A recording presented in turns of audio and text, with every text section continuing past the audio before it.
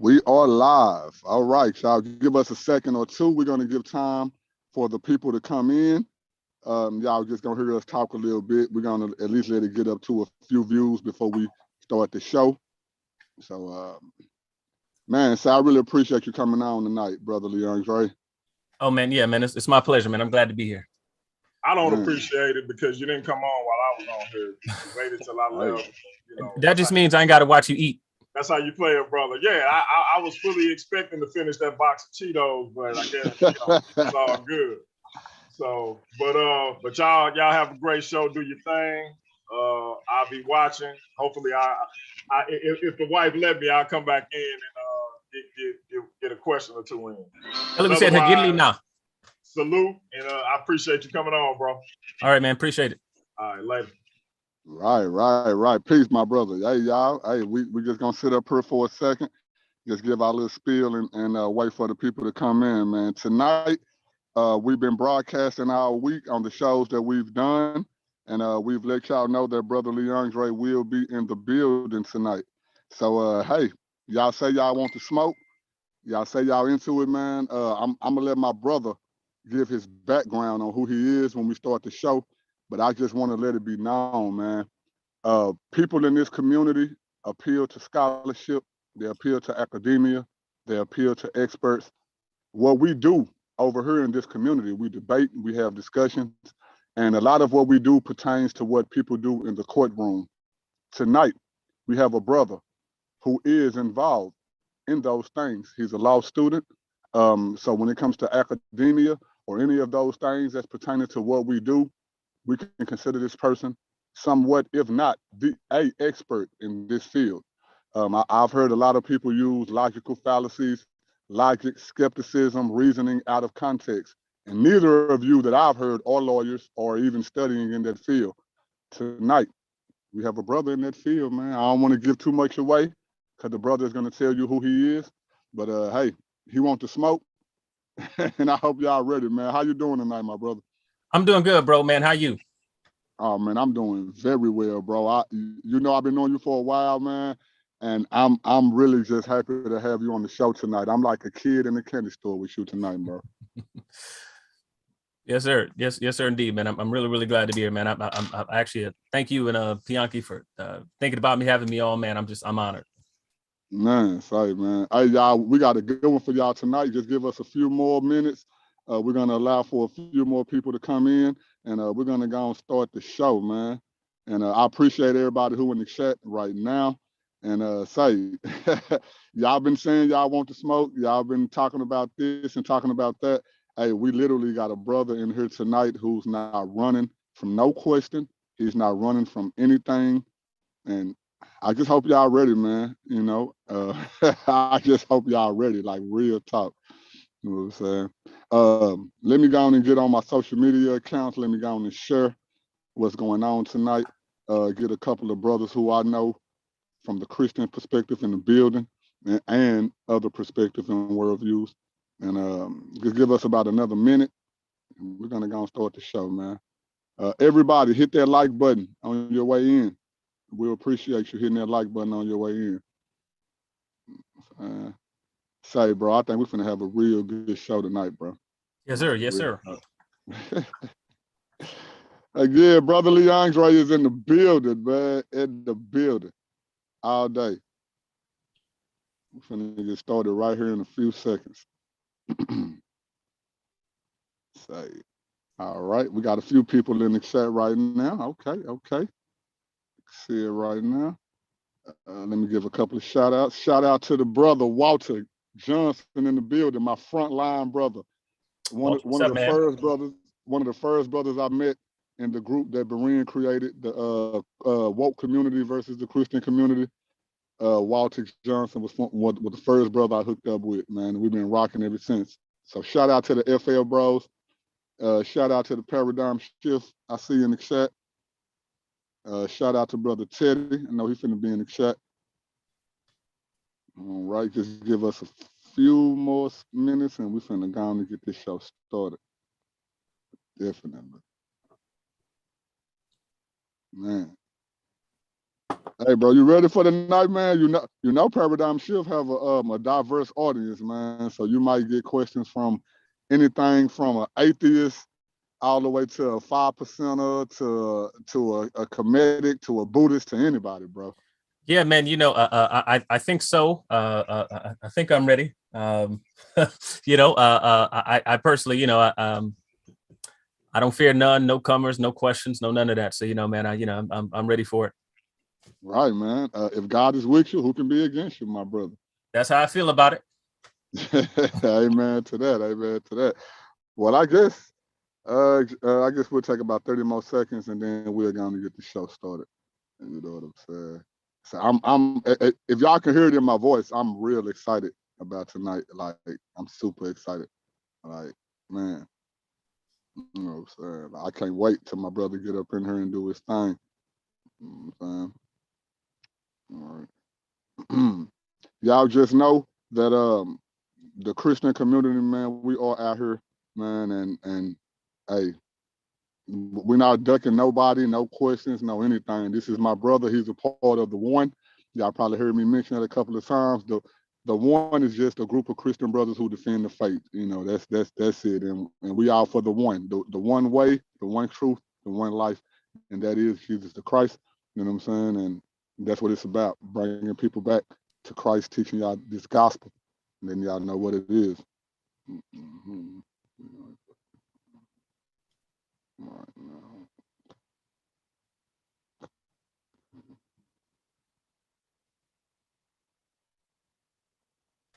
All righty.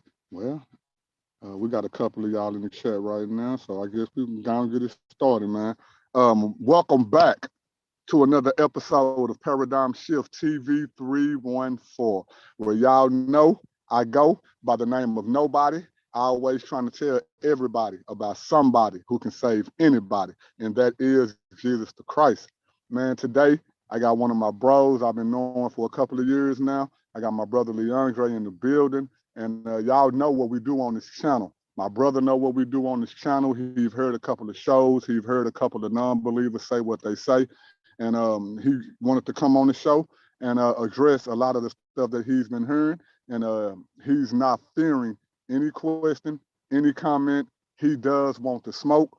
On my personal channel, Trust and Believe the Gospel, y'all know that the slogan is, we want the smoke. And what we mean by that is we are trying to defend the gospel of Jesus Christ. The Bible says for us to not only to believe, but for us to give a reason why we believe. And we should not be scared to defend the Bible. You know, 1 + 1 = 2. Everybody knows that that is true. And if you were to meet somebody who was to tell you that 1 + 1 does not equal 2, you will argue that person all the way down to the socks. Well, that's what it is when it comes to the word of God. The word of God is true. It is 1 + 1 = 2. And those who believe in the word of God are willing to argue you down to your socks. And I got my brother LeAndre in the building tonight.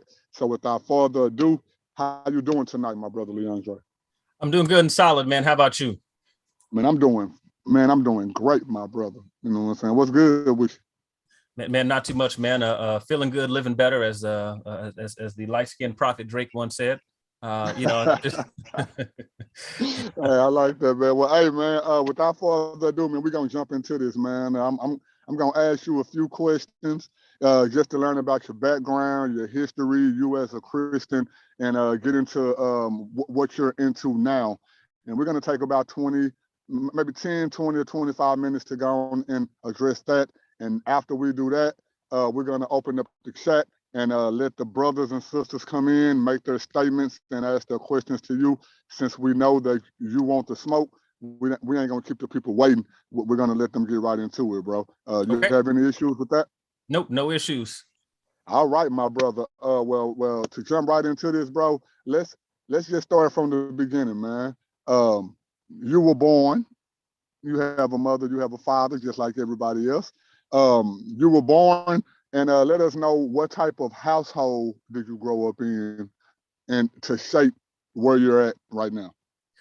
Well, good. Okay, good. That's a good start. Okay, my mother my mother, so I usually wear a shirt. In my shirt, I have a shirt that says "Crack Baby" on it and stuff like that. I wear the shirt all the time. It's an important statement for me to make, particularly because, well, for a number of issues. One, I think I like to show the people from my community, from my particular background and stuff, that we're not wasted talent or anything like that. So, so I wear my shirt that says "Crack Baby." So my mother had me. My mother was on drugs right over here in West Fresno, and when she ended up having me, she had me over the toilet in the crack house. My father was at the time. My father was in prison for drugs. He just recently got out. I think he on this last stretch was 25 years, 8 months. So anyway, so I came in that way, real rough, living in the ghetto. With that meant, my mom was constantly back and forth in the penitentiary. She'd be back and forth. So sometimes I'd be living with my mom. Other times I'll live with my grandparents. I might live with an aunt or something like that. But I spent a considerable amount of time with my grandparents because my father was in prison, sentenced to double life. And he ended up getting that sentence reduced recently. But then my mom was back and forth in penitentiary on drugs and that sort of thing. So I grew up right here in Fresno, California, West Fresno. And so, yeah, that's how I came in. That answers your question. Okay. Yeah, a lot of some of what you said sounds similar to my story. My parents, and I was born in '85, and we know what era the crack epidemic came into the world. And Yes, myself, I'm also subject to both my mother and my father being on drugs and those drugs, and growing up in that environment as well. So even though your parents were doing that, but you said you grew up with your grandmother, did you grow up in like a Christian type of household, like majority of every other Black person in America? Yeah. So my grandmother, I think she ended up converting to Christianity. I think something like in her 40s. I ended up with her shortly after that. Her and her husband, who wasn't my maternal grandfather, but this is that's Paul. He was the only one I've known. My paternal grandfather, that gentleman, he was also he was on drugs heavily, but he came from the heroin era. So he was living in Springfield, Illinois area, and so I didn't know him, but my pawpaw that I grew up with, my grandmother's husband, they were Christians, and so that time that I was living with them, they had us in church, so I had this both world things where if my mother was out, whether she was clean or not, my mother always she wanted to live in areas where it was popping. So we lived in hoods, we lived in gang territories and that sort of thing. And so I had a back and forth sort of thing. So if I was with my mom, we lived, in the trenches. We behaved like kids from the trenches, all of it and everything that comes with that. When I was with my grandparents and stuff, she had us in church. We had all these little, so we was there in Sunday's best, button up shirts, clip on ties and that sort of thing. Everything was pressed and creased. Your pants could stand up by itself because grandma creased them. And so she had us in. We was in church 5-6 days a week. You know how it is. When you when you go into church with that generation of people, from back in grandma's day, you was at church 5-6 days a week, if not 7, if it wasn't special programs going on. So for me, it was back and forth between street life and church life growing up. So anytime I was with my grandparents, it was always church life. It was always, you're here 24/7, 7 days a week. You play Bible trivia constantly. My grandfather was he was dyslexic. The one thing that he would sit down and that he would read constantly was the Bible. And so he would sit there and he would just make his way through the Bible, and then he did that. And he made sure that we read, and he made sure that we studied, and he made sure that, that we could also answer questions related to the Bible and to the faith, because we had to play Bible trivia constantly. So that was that was my upbringing, with my grandparents. We pretty much bounced around. They weren't theologically solid though. You know what I mean? They were they weren't of any one particular tradition. So we bounced around different places. And then sometimes, like, I lived with my aunt. So like my aunt was apostolic. My grandmother, she might have us at a Pentecostal church one week, a Southern Baptist church next week, a missionary Baptist church the week after that. It might be a non-denominational, more charismatic church that was like mostly Hispanic that we were in one time. You know, so you know, we had pretty much the run of the sort of denominations that are prevalent in minority communities. And so, you know, I don't know one. Like I said, we were at Kojic churches, like all kinds of stuff. So just, you know, pretty much the run of minority American churches. So I grew up in that sort of environment. You know, when I was with my grandparents, because they weren't solid. Well, they didn't hold really near or dear to any particular school of Christian thought. So we pretty much bounced around. Right. And that sounds similar to me. Me coming into the world, my family already owned two churches. I never got to meet any one of my grandfathers. One of them was already dead before I was even born, and the other one, my father didn't even know who his biological father was until he got around like 50-ish, later 50s, and then he found him while he was on his deathbed. So I never got to meet any one of my grandparents, but like my grandparents, like brothers or sisters, we've had two churches that were owned by my family ever since I've been into the world. So I grew up similar to you. We was always in choir, you know, being an usher with the black slacks, white shirts, you know what I'm saying, ties on, you know, you was just there all the time, whether you had a choice or not. Before you even knew what a choice was, that's just what you did, you know what I'm saying? Yeah, man. And shout out to Sister Logan, because when I was at Mount Olive Missionary Baptist Church, boy, listen, I was showing enough an usher, you know, sit there, you know, had the gloves on and everything, and you know, I knew how to call for help, all the stuff, man. So you know, so see, they don't even know. Like we had different sign languages that you would learn while you was on the board, and even though you wasn't physically talking to a person, you could hit a certain sign, and your brother or sister who was ushering just like you would already know exactly what you meant. So I say that's how I grew up as well. But okay, so going from that into your teenage years, so you being an age of accountability, or let's just say an age of knowing, you know, who you are, what this is about, what that is about. Was there ever a time where you walked away from Christianity in between those years? Oh yeah, absolutely. You know, my experience with Christianity, obviously, it was something that, you know, that it was, like I loved going to church. Like when I was with my grandparents and stuff, you know, it was, you know, that's what it was for me, and I really loved it. I loved being there all the time and all the stuff like that. But you know, and at the very same time, you know, if I was with my mom, you know, and you know, and I was sitting in that setting, stuff like that, I also loved the street life, you know what I mean? And so, you know, so when I hit my teen years, I think, you know, my mom, she just like on a whim, just decided, you know, she wanted to like move to Reno. And so like during that period of time, you know, we ended up in Reno, and so like when we out there, you know, I learned how to sell dope. You know, my mom was at the time, she wasn't using at the time, and she was selling. And so when we living out there, so I think I was 14 years old, and a freshman in high school.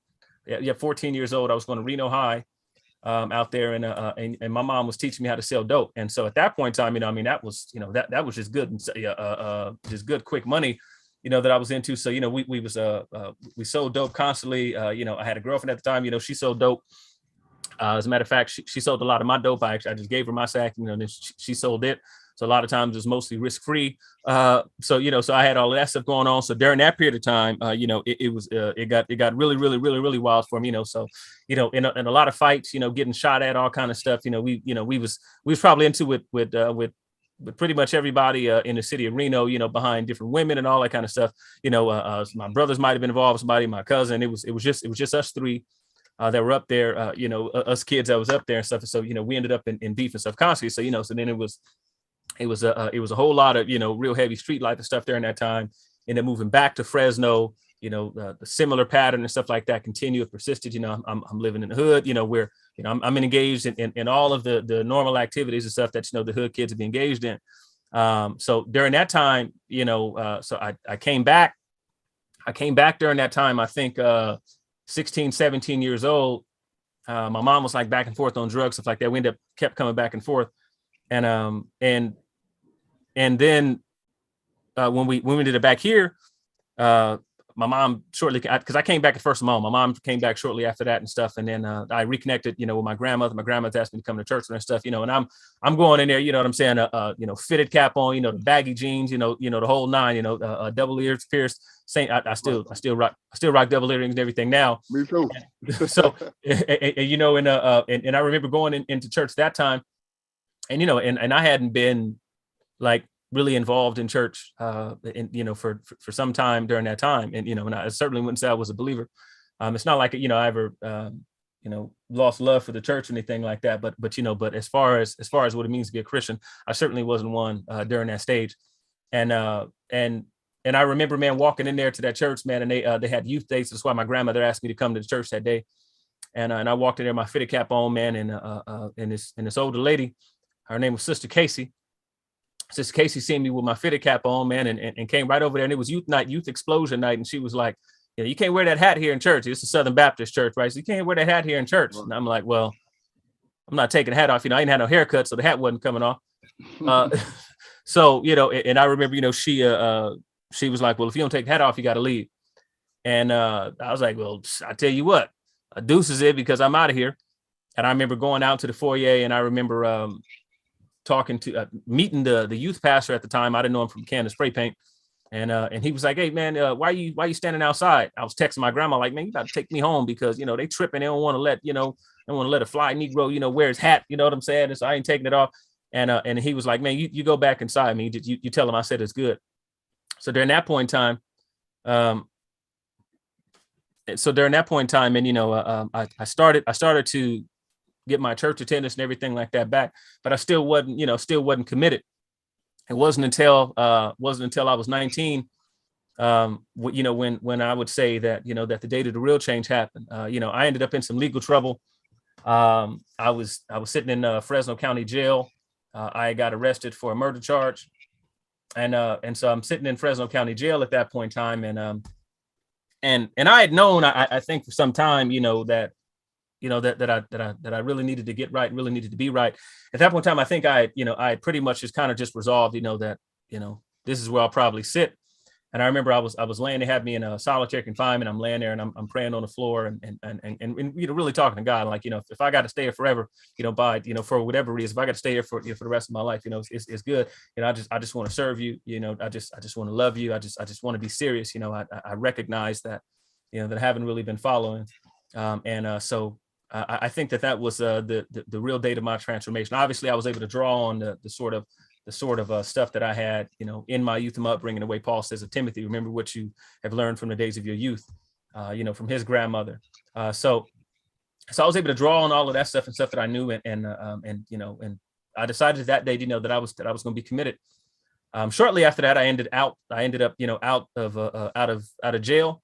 And when I mean shortly after that, I mean as soon as I got done, and I stood up from praying, I dusted my shirt off and stuff like that, and they called me in the overhead and was like, McBride, roll up, you going home. So that's when I would say, that my real shift happened, to Christianity.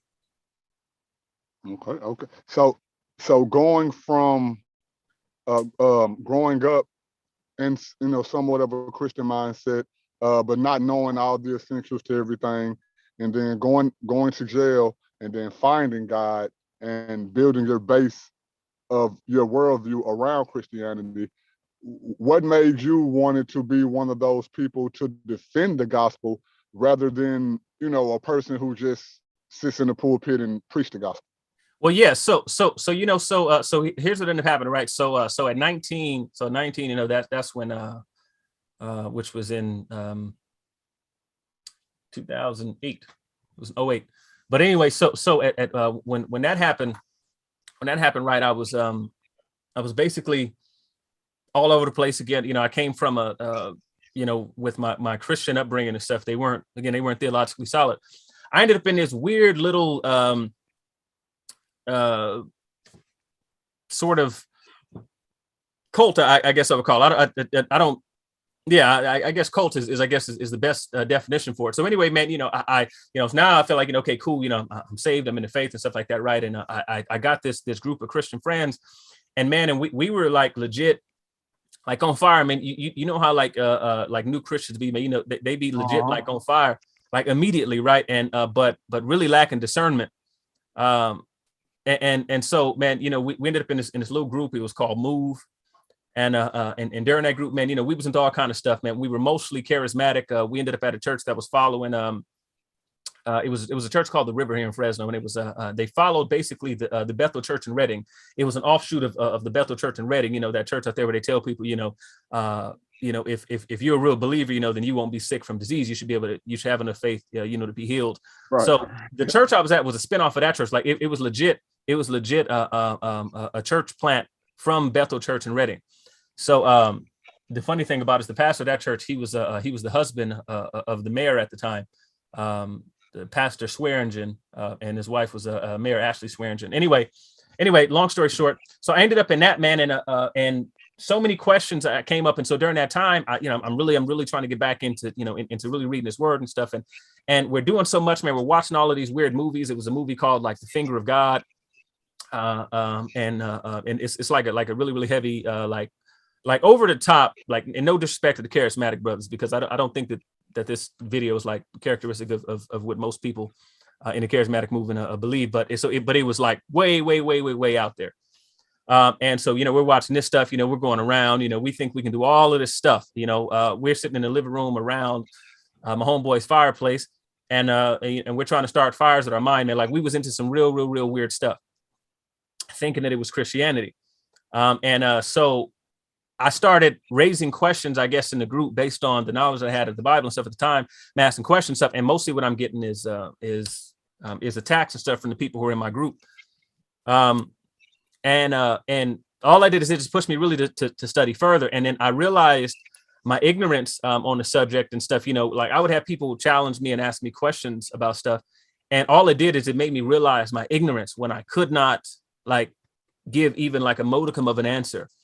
And I knew I didn't like that feeling from a young age. Like I've always done really well in school. I was, AP classes, honors classes. I was in GATE education. I don't know if they have that in other states, but gifted and talented education. I went to GATE school. So I was always a high performing education. Books used to be one of my main escapes, from when I was living with my mom.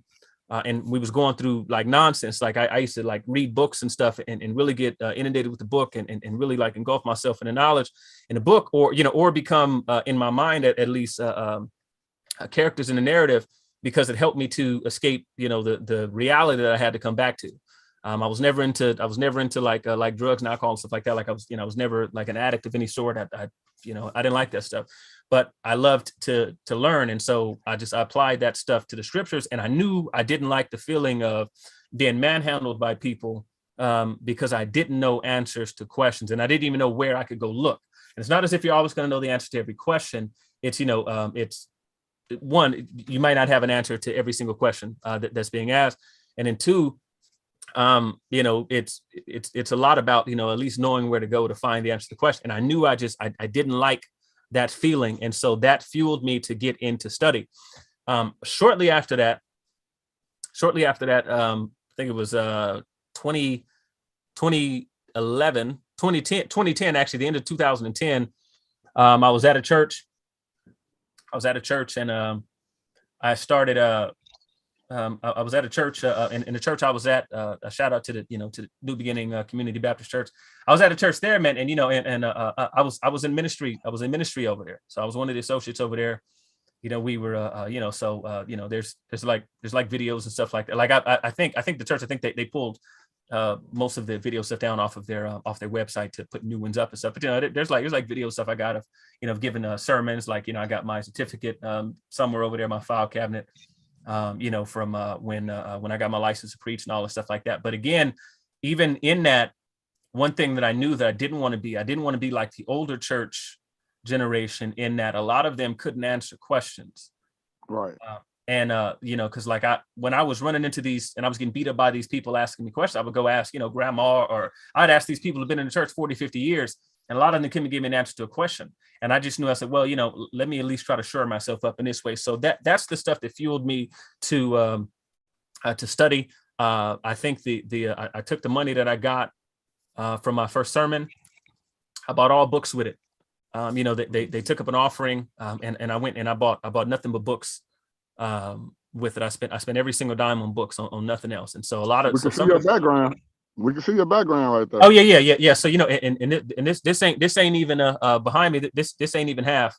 I promise this is probably like a fifth of the books you see back here behind me. It's probably there's thousands of books in the room I'm sitting in now, and there's I got a couple built-in shelves that I built downstairs. I got a shed that's full of boxes and boxes of books. But again, because it's mostly to me about knowing where to go to find the information. So I surround myself mostly with references so I can grab the information that I need. Hopefully that answers the question. Oh no, you definitely answered the question. In answering the question, I have another question for you since you touched on it. You was letting it be known the type of student that you were, and the things in that category. So you being that type of student, what type of academia stuff did you pursue, or type of credibility that you have now as pertaining to how or why you could be so accurate in the things that you believe? In other words, what type of academia things do you have attributed to you that would give you credibility? Okay, yeah. Okay, so when I was so like I said in 2010 when it all started, I started studying biblical interpretation at the Urban Ministry Institute. It's called TUMI. It's an accredited it's an accredited school through I think the main ministry name is World Impact, is Dr. Don Davis. Matter of fact, one of the textbooks is actually one of the textbooks is right here. This is one of the biblical interpretation textbooks here. So I studied biblical interpretation there. Then there was the pastor of the church. He had another international ministry where he trained people. This one wasn't accredited per se, but I think he trains people all over the world. It's called the Angelos Biblical Institute. Studying there as well. So I did those studies for years. I think with ABI and with TUMI, something like 4 years and some change or something like that. So that was biblical interpretation. That was Christian organization. Then there was so I have a degree in political science, philosophy, another degree in political science. Also studying law. So I studied. I did pre-law studies, and I'm looking to. And right now, so that included studies of criminal law, evidence. That included studies on logic, and so like with the philosophy degree, that's logic and philosophy. So I've studied a fair bit that has to do with critical thinking, with biblical interpretation. That's included Hebrew studies, also some Greek studies. So yeah, there's. And speaking of which, to Ramel Yahoo, he says shalom, shalom, my brother, ha shalom lecha. But anyway, yeah. So that included Hebrew studies, New Testament survey, Old Testament survey, a number of things, and one of the other things that I do as well, like even as I continue to pursue degrees that are not in biblical studies, I'm constantly always adding just different biblical studies classes and stuff like that, just because like if I ever have any extra space and stuff, so that includes just again any number of things. So studied apologetics, which a big part of that was with the biblical interpretation thing at TUMI, the Urban Ministry Institute. So that's where I am now, hoping to become a lawyer soon, to argue professionally, and I'm hoping to become a criminal defense attorney. Part of that, is my father, with his spending 25 years, 8 months on his last stretch in prison. He did, I think, like 5 years before that, or some amount of time. I think some amount of time that he spent before that. But next, the next thing is for me to become an attorney. And I want to become an attorney, and ultimately, I'm trying to be a professor. So that's where I'm trying to get to. And you're already in those classes, correct? Correct. Correct. Okay, y'all heard it for yourself. He's already in those classes to pursue what he said he wants to pursue in the form of law, and also becoming a professor, a doctor. Get it going. Want to ask you this. The way I've met you because we used to be in like these different chat rooms with Christians and other non-believers, and we would have not only debates in text, but we would also have debates face to face, either on a video call, on a phone call, or something like that. and we were in some of the same groups. So that's how I met you a few years ago. I wanted to know out of, and you can list as many of them as you want, but out of a lot of the arguments that we've heard from the conscious community, what would you say would be some of your top statements or things put out there by the conscious community that you just feel the need to address because of the misconceptions or ignorance based off of either doctrine or history or anything that would lead people to come to those conclusions? What would you say would be some of the top comments and statements made by people like that you just feel a need to want to address? Oh yeah, okay. So one of the biggest ones that's repeated pretty much all the time, I actually heard it in the discussion you were having earlier, is this ridiculous notion of Roman control of Christianity, especially early on, and so a lot of the least most educated people that I've ever had the displeasure of hearing or reading their stuff have made all sorts of claims about Constantine and the Council of Nicaea. These are like, and I'm talking about ridiculous doesn't begin to kind of get into it. And so like people have talked, like, I mean, like you've seen the conscious memes and stuff all over the place, where they say that Constantine made Christianity the official religion of Rome. That is something that is utterly ridiculous. Theodosius II is that's the Roman emperor who actually made Christianity the official religion of Rome. Constantine did not do any such thing. Again, Theodosius II. Again, I have an entire section up there on Roman history. The Roman scholar Ramsay McMullen will tell you that. There's another book that I have up there. Oh, as a matter of fact, here's one of the books. Here's one of the books here from Roman history. This book right here, The Romans, and it says From Village to Empire. This is a college textbook. I think it's produced by Oxford University Press. That's a ridiculous claim that gets stated pretty much all the time, and it's one of the easiest things to refute, especially if you have, and so when they make claims about what Constantine did and what Constantine said, they talk about, the canon and the books were decided at the Council of Nicaea. They don't know single solitary primary sources they can give you.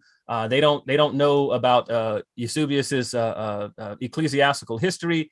They don't know about anybody who was there. They can't tell you about Arius. They can't tell you about St. Nicholas of Myra. They don't know why St. Nicholas of Myra slapped Arius. And so, so that's definitely something that I think is one of the top ones is people believing that the Romans had control of Christianity and stuff at the time, and they actually did not. And even after they made it a state religion, and I don't know what they think happens with the text of scripture and that sort of thing. And there's just a whole bunch of stuff that comes from that. That's just not true. They're not going to find any primary source evidence, meaning anything from the people from the time or the first account that was given on this thing. They're not going to find any of that stuff that's going to confirm any of that. So that's one really, really big one. Let me see. Can I think of another one? Before you go to the next one, I find that crazy as well. I was taught that. I can't remember the person that taught me that, but they was teaching that when a person bring up the Council of Nicaea in 325, ask them to name just 5 people who were at the council. And when you do that, you come to find out half these people can't name anybody beyond Constantine. But go ahead, bro. Yeah. So anyway, so that's a big one. Another big one is one of the ones you got into earlier, is this idea that about Christianity being the white man's religion, that sort of thing like that. One, it would be one of the things that's silly, that doesn't make any sense logically. It's more so an ad hominem or a genetic fallacy in some sense, in that where people basically try to argue that that Christianity shouldn't be followed because of something to do with white people of Europe and things like that. Even if we were to set aside all of their other claims about the historical development of Christianity and how blacks became Christians here in the Americas, even if we were to set all that stuff aside, it logically would make a bit of difference, because it's supposed to be about the truth claims of Christianity. And even if you could prove, and you cannot, even if you could prove that this was something that was that this was something that was entirely European and all that kind of stuff like that. It has nothing to do with the truth claims they made. You still are left with having to deal with the central claims of Christianity, the person and work of Jesus Christ, whether or not you need a savior. All of these are the claims that are never, ever touched. And it's just not a logical form of arguing by simply saying, that, well, that came from such and such, that's it. Again, it really doesn't make a bit of difference. And I know they spend a lot of time like making this claim, but again, it really doesn't matter. It wouldn't matter if a 4-year-old told you, that 5 times 5 is 25. It wouldn't matter. What matters is whether 5 times 5 equals 25. It wouldn't matter if Hitler told you 5 times 5 is 25, or if a European told you 5 times 5 is 25. None of that stuff makes a bit of difference. What matters is it true? And then how we check that correspondence truth, coherence truth, pragmatism. There are ways to assess a truth claim, and none of it depends on figuring out who's telling it to you. That's not what establishes the truth or falsity of anything that's being said. And I like that you said that, because that's something that I also use myself when I'm having a discussion or debating somebody who says something like, oh, Christianity wasn't African, or let's just say the Europeans, because they keep forgetting that it's Europeans on the other side of that who says Christianity isn't European, or A, B, or C. My thing is, if something is true, it doesn't matter who thought of it first, or who pretty much, I wouldn't say thought, who discovered it first, because if something is true, it was true before any of us ever existed. So we can't say that something is true or false based off your skin color, your height, how long your hair is, whether you drive a car or a truck, whether you walk, ride a bike. And when people come to this community with that kind of misnomer, it's like, what kind of logic or reasonability are you using for you to even get sucked into that rabbit hole? Now, I can see how you may have started off going down that rabbit hole, but for you to claim to be a person of reason and a person of logic, how can you stay in that rabbit hole to know that if something is true, it's true for all people at all times in every area? That's what objective truth is. We're not talking about subjectivity. Subjectivity would be something like, I like chocolate ice cream and it's the best, and you like vanilla ice cream and it's the best, and we can debate over which one is the best, chocolate or vanilla, but really neither one of us is right because it's subjective. When it comes to objectivity, objectivity means, again, that's something that is true for all people at all times and all eras. So it don't matter if you're black or white. So that makes me think of that with what you had just said a second ago. Would you agree? Yeah, absolutely. That is 100% correct. When it's being presented as truth, what the people in the conscious community should focus on is whether or not Christianity makes true claims. Christianity does make claims of truth. We talk about the faith being historical.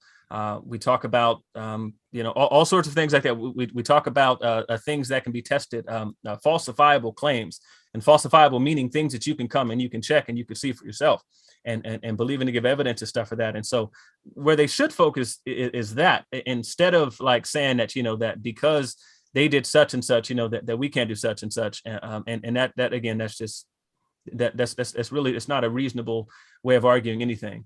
It's like, it's like, well, you believe what he said and he's a duty head. And it's like, I mean, come on now, what kind of way of responding is that? So anyway.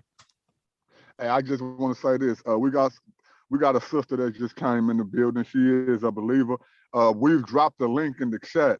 All you non-believers who are consistently in the chat, throwing out accusations on every show and want to challenge a Bible believer, we have a Bible believer in the building right now, and he's not running or ducking any questions or any statement that's being made by a non-believer. I just want to ask, where y'all at, man? The brother is here. A lot of y'all been saying y'all want to smoke. Here the brother goes. But without further ado, we have Sister Love Poem in the building. Sister Love Poem, if you can take yourself off mute, you can make any statement or ask any question that you want to ask. At the moment, the floor is yours. Okay. I want to make a statement about what the brother was saying about Christianity being a white man religion. For one thing, I want to make a statement that when you go to the book of I think it's Philippians or something like that. I just know it's one of Paul's letters. When Philemon, he was a Christian, and he was also a slave master, not the type of slave master that we have here in America. But Philemon had a runaway slave named Onesimus. When Onesimus ran away from Philemon, it was after he was a Christian when he came back and returned. But so when Onesimus returned to Philemon, Paul told Philemon that now Onesimus is a Christian, so he is one of us. He's a brother in Christ now, so he are allowed to be free.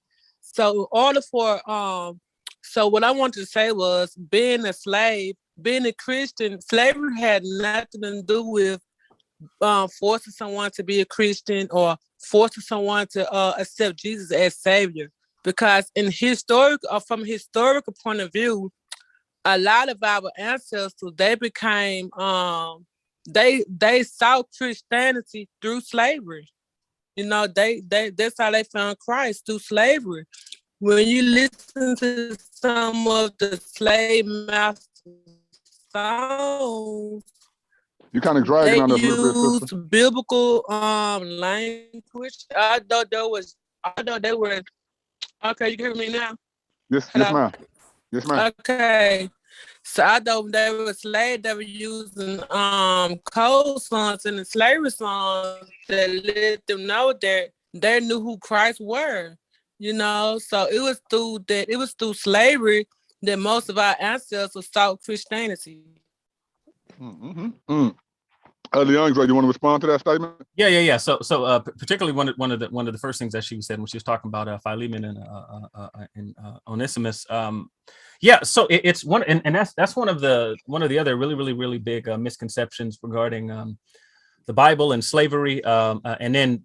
So like it happens a lot of time in a lot of these conscious group stuff. What they'll do is they'll post a particular section from the Bible, and then they'll make claims that look what they're saying about slavery, and then what they do is they rip that out of its particular context, and then they'll say, well, see, this right here is saying that God is okay with the sort of chattel slave systems that we had in the United States, and then kind of just ignoring the vast amount of differences that exist. One of there's a really good book. Conflict and Community at Corinth, and this is by Dr. Ben Witherington. And one of the things he talks about, he starts on page 180 here, and he talks about just the various forms of slavery that existed in the Roman world. It is not true that the slave system that existed, for example, in the Bible, so just because you see the word slave, it would be illogical. It's called the logical fallacy of equivocation. It's an informal fallacy. It's where you take a word that will mean something in different contexts, right? And then you use that to try to make a point, even though the word changes meaning in various contexts. So with the sort of slavery that would have existed in, for example, in the context that Paul is writing, and he's writing to the Roman world, that's the sort of slave system where people say, like you have some actual slave correspondence where one slave says, as a matter of fact, his tombstone says, slavery was never unkind to me. And that's directly from the book here, page 183. And you had slaves that were there that served as judges, that served as they served as judges. They could be mail runners, they could be waiters and stuff like that. And then there were all sorts of systems for redemption. But again, that's the Roman system of slavery. And so you can't, every time you see the word slave, again, it's a logical fallacy, the fallacy of equivocation, to simply take the word slave and then simply apply that everywhere you go. And I don't think that the biblical God was okay with anything that related to sort of American chattel slavery. We certainly don't see any praises of the American system, because again, the Bible was written much before that, and we don't see anything that's really akin to the sort of gruesome nature of chattel American slavery. So that's my response. Amen to that. Amen to that. I like what both of y'all said, man. Right now, we got the brother Google Scholar in the building. LeAndre, this is what you've been waiting for. My brother Google Scholar, and he is my brother. He is an unbeliever, but he stands on what he believes, my brother. I don't know what he's going to ask you, but you can be pretty sure that it's going to be some hard-hitting stuff. My brother Google Scholar, take yourself off mute, my brother. Do you have any questions or any statements that you want to make, bro? Peace to everybody on the panel. Peace. Yeah, okay. So I didn't hear everything. I came in a little late, but I just heard the part about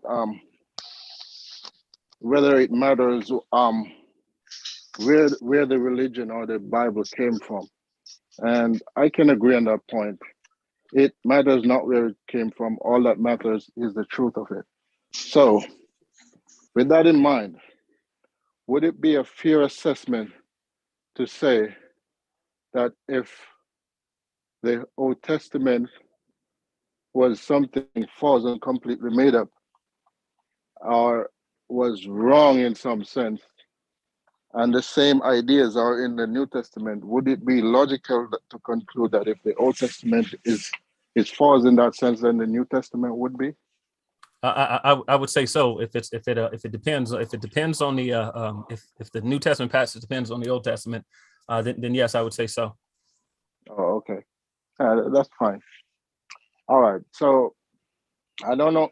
I've never spoken to you before, but I've spoken to nobody at length. I'm not a person who like to talk about morality or even the historical aspect of the Bible. What I want to get into is a bit of science, if that's okay with you. Okay. All right. So are you a person that accepts modern science? Yes. Okay. But now, before we get into this, you when you speak of science, you're not talking about conclusions. You're talking about a methodology, correct? The methodology and somewhat the conclusion, yes, because if the methodology is correct, then Okay, it should lead. Right, but again, one of the major failures that people always make when they ask questions like this is that they depend on conclusions, which are subject to change, rather than the methodology. Science. So when you say science, I'm letting you know now that you're using it incorrectly. It's a category error. Science is a methodology. It's no different than saying mathematics. It would be akin to saying that an answer that someone put on their paper is itself mathematics. No, they did mathematics. And so when you talk about accepting modern science, hopefully you're talking about accepting the modern scientific methodology and not some particular conclusion, which have always been subject to change. Okay. When I say accept science, I mean, do you accept the conclusions of modern science? Right. That's what I was. So that's called scientism. That's called scientism. What I accept is science as a methodology. There are particular conclusions, the particular conclusions that's not synonymous with science. Okay, so you don't. No, you're not at. No, you seem to be misunderstanding the question, and I'm pretty clear with what I'm saying. Do you accept reading? I accept reading. Yes. Okay.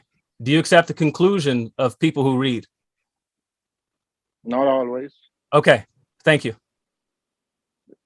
Okay. So can I get to my question now?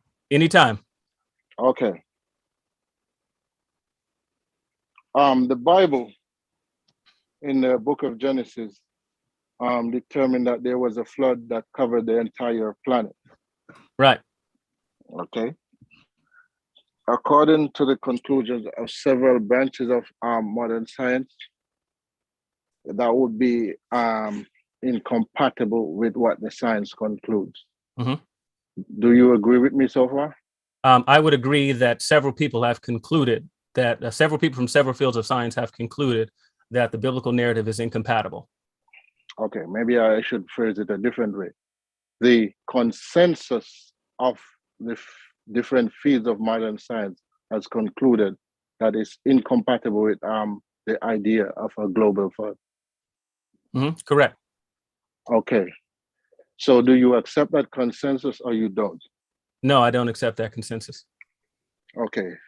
So having not accept that consensus, do you agree then that at one point, some thousands of years ago, the earth was covered by a global flood that covered everything on the planet. Absolutely, yes. All right, that's fine. Okay, let me ask you a question. Did you accept if you lived in prior to I don't know, let's say 1920? If you lived prior to 1920, would you have accepted the conclusion, the consensus conclusion of the modern scientific community at that time, that there was a global flood that covered everything on the earth? I don't know that I don't think I could answer that question. Well, you can answer the question. It's called the hypothetical. If you lived there, but because hang on. What we're doing is we're applying the principle of consensus. What you said before was, because you're asking me about consensus, the only thing that changed is the parameters from which we're looking. I'm asking you, if the year was not 2021, if it wasn't December 23rd, 2021, if it was 1920, and the modern consensus of scholarship at that time in Europe, in the United States, everywhere where they're doing scholarship, was that there was a global flood that took place. Would you have accepted the consensus because it's the consensus?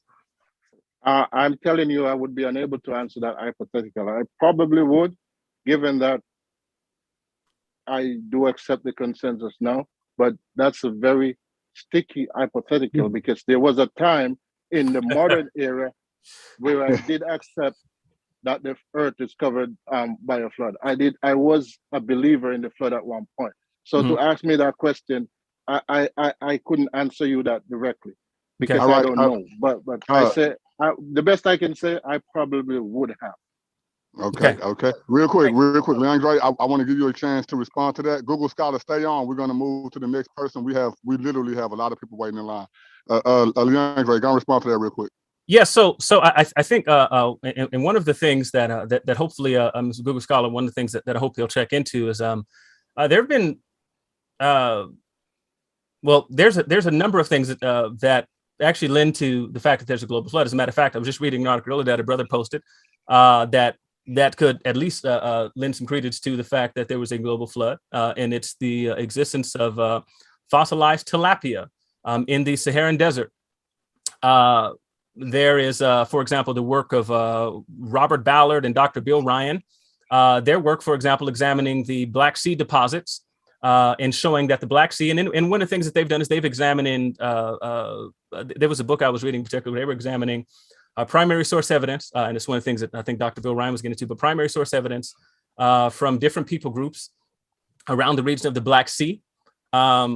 And how they described it as a very, very small lake. It's now a sea, and it's also changed the entire chemical makeup of the Black Sea, and that they also have found wood houses at the bottom of the Black Sea, showing that that the region, because it started out first as a small lake, suddenly grew to a very, very large, to what we would call a sea now. And one of the things that would explain such a thing would be a global flood. There are numerous works that have been written on the subject over the years, and they would all use the same method of science to arrive at that conclusion, and which is why I wanted to differentiate between a method and a conclusion. So that's my answer. Well, yeah. Before you move, there are two things about that. The things that you brought up. Have you? Yeah. Before you go, I just wanted to point out: did you actually check if there's a scientific if there's a scientific answer proposed for those phenomena that you expressed? Again, you keep using science and scientific incorrectly. That's a methodology. What you're talking about is a methodology. And so let me ask you: did you check to see if there was a creationist or a biblical maximalist answer to any question that you've asked? I've checked all of it, but okay. You didn't answer my question. Have you examined the work of Bill Ryan and Robert Ballard?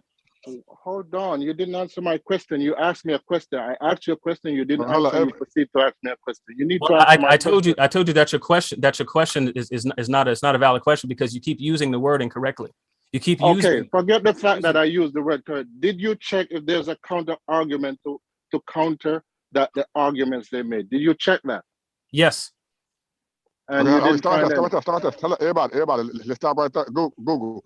Please stay on, my brother, please, because I want y'all to finish this, but I do want to get to the other people real quick, and they might not be as extensive as you are, because I know you have questions, Google. I know, and bro, you one of the ones I want to come on. So if you can, my brother, can you just stick around for a minute? Go ahead. Go ahead. Okay. In the building, man, today, hey, we got Troy in the building. We have Alexander, my brother, in the building. We have Sabio from the channel Scripture Rippers in the building. We have Zion Warchild in the building. And I want to get to all y'all in order, and then we're going to get back to my brother, Google Scholar. So I'm going to go in order. Right now, my brother, Troy, can you take yourself off mute? How are you doing today, my brother? Hey, I'm doing pretty good. How are you doing? Man, I'm doing great, man. I know you're a first timer on the show, so I just want to showcase this brother is a first timer. Shout out to you, my brother. What's good with you, bro? Not much, man. I was just listening, and I believe that brother LeAndre is doing a good job answering the questions and also keeping the questioners on point. So I just Okay. Is there any statement or question that you want to make as to what you heard, or to LeAndre specifically? Okay. Yeah, I was listening to Google Scholar, and LeAndre made a great point that how he was using science wrong. Oftentimes, people say, well, science proves this right or science proves this wrong. And like LeAndre said earlier, science is nothing but a methodology. And a science is just nothing but a way to also gather evidence. So science actually can't speak. Evidence can't speak either. What happens is evidence and science has to be interpreted. So there's an interpreter. So science doesn't say anything. Scientists do. So when Google Scholar makes the argument that science says this or science proves this, science doesn't say anything. Scientists do, like I said earlier. And what happens is people usually interpret science based upon their biases. That's why the same evidence can be presented to two different people, the same evidence, and they come to two totally different conclusions because evidence doesn't speak. The interpreter of the evidence speaks. So that was a great question LeAndre asked him. He said, well, did you speak to or search after someone who a scholar or someone who interpreted the science opposite than within the conclusion that you come to? So I just thought that was interesting. I want to thank brother LeAndre for kind of keeping them on point and to show what science is. Oftentimes people get it mixed up, get it mixed up what science truly is, and science is just a methodology. And there are also different types of sciences as well. And you have to interpret the evidence that's the evidence and the clues or whatnot of what's coming out there. Dr. Frank Turek does a great presentation on this with the OJ trial, and he throws out all of this evidence, and he says, does this evidence say that OJ is guilty? And then he says, the crowd says, well, I don't know. Yes. He said, no, the evidence doesn't say that. We have to interpret the evidence. And then he talks about how like 70% of whites said that OJ was innocent. While about 70% of blacks said that OJ, 70% of whites said that OJ was guilty, and 70% of blacks said that OJ was innocent. So he said, now both people are looking at the same evidence. He said, now why are they interpreting the evidence differently? And oftentimes they interpret the evidence differently because of, oftentimes because of their experiences.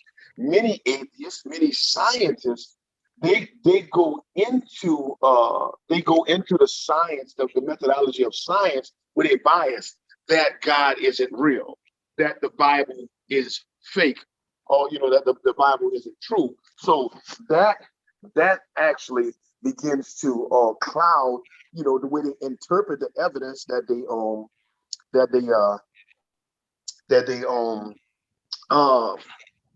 explore, the evidence that they explore. So when we're talking about Google Scholar, what they have to realize that there are biases that causes the interpretation of the science to skew one way. And the point where Google Scholar is right now is that the flood account is false. So if LeAndre brings up 80 different scholars, if LeAndre brings up scientific evidence like he did on fossils, he can bring up 100 fossils. Google Scholar's mindset is that it's false. So no matter how much evidence LeAndre brings up, he's going to interpret it the opposite way. So when he says that science says this, science doesn't say anything. He's saying that. That's how he's interpreting the evidence. That's how the scholars or the scientists that he's looking, that he's reading and researching, that's how they're interpreting the evidence. The science isn't saying what he's saying. The way they're interpreting the evidence is saying what's real and what's fake. So I just want to bring that up. Confirmation bias. Hey,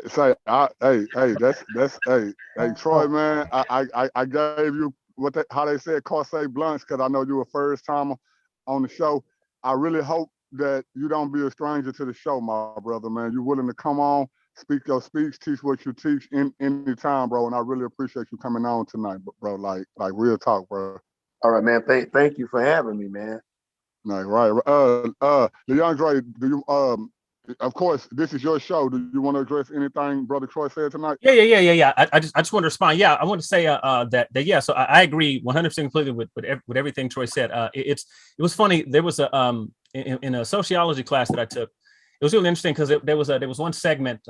Well, it's particularly interesting because when you just look at the different schools of sociology, you might be a conflict theorist, or any other school of sociologists, and everyone has the same evidence. Everyone's looking at the same world, but everyone like you might explain it like the way Emil Durkheim does.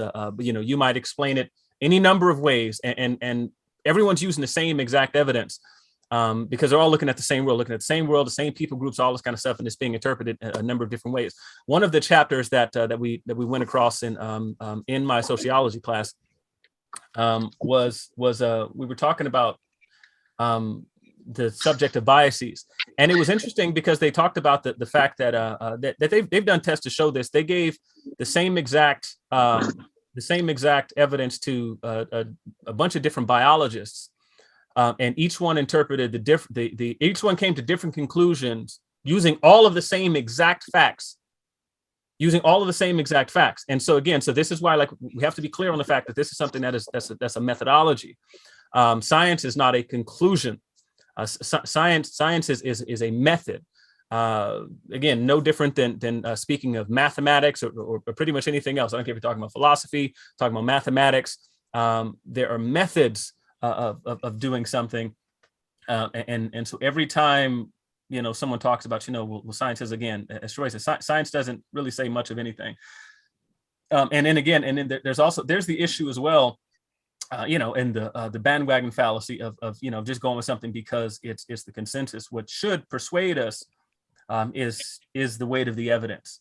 So anyway, that's my response. Okay. Appreciate that, man.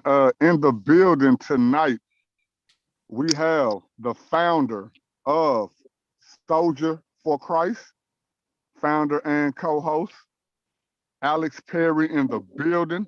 Alex Perry, if you can take yourself off mute. Do you have a statement or question that you want to make? Nah, I have no questions or statements. I'm just, excuse me, I'm just soaking in and taking in all this knowledge and information, man. And I'm just growing, man. Just listening and just educating myself and just enjoying what I'm hearing and what I'm listening to, man. I'm just enjoying the fellowship, you know. I feel you, bro. And you know, I appreciate you, man. You know, I've been talking about your interview for a while. Again, y'all, this is Alex Perry, man, the founder and host of Soldier for Christ. Y'all go check out his YouTube channel whenever you get a chance. Hey, we appreciate you coming through, bro. Stay Thank on you, as long brother. as you want. You know, listen in, my brother. Appreciate it, brother. I appreciate you, my brother. Oh, man. Whew. I really want to skip this, brother, and go to the next person because I know LeAndre, he gonna give you that heat. And but I don't know how long the next person is gonna go, and I don't want to be biased. I don't want to be biased. So we're gonna go with it. Is you cool with that, LeAndre? I'm all good. Right now, in the building, we have the founder and host of the channel Scripture Ripples.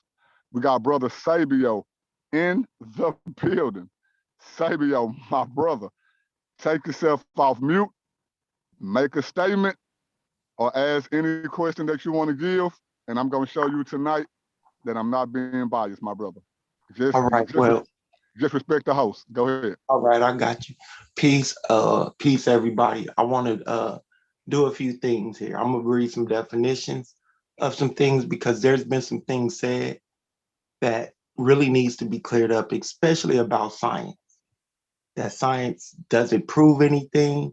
That science can't prove anything. And then I'm going to read some other thing, something about the flood that he said. You know, and I'm a person that is well studied on this biblical narrative, and I'm going to get right to the point.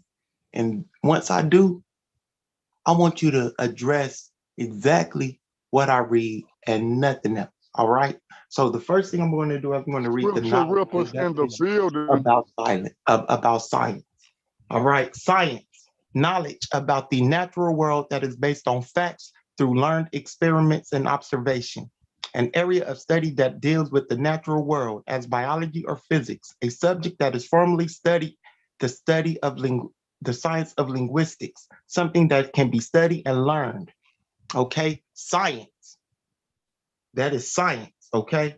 That is the definition of science. I don't know what type of science you're talking about, but that is the definition of science. All right, now, let me bring up this other one that I had, all right? Because we got to clear some things up. And there was a lot of things that you said that is totally wrong. I don't think anyone cares for your commentary. Do you want to get to your point? I don't look, please don't interrupt me, sir. I did kind not to interrupt you. Get to your point, buddy. Please don't interrupt me, sir.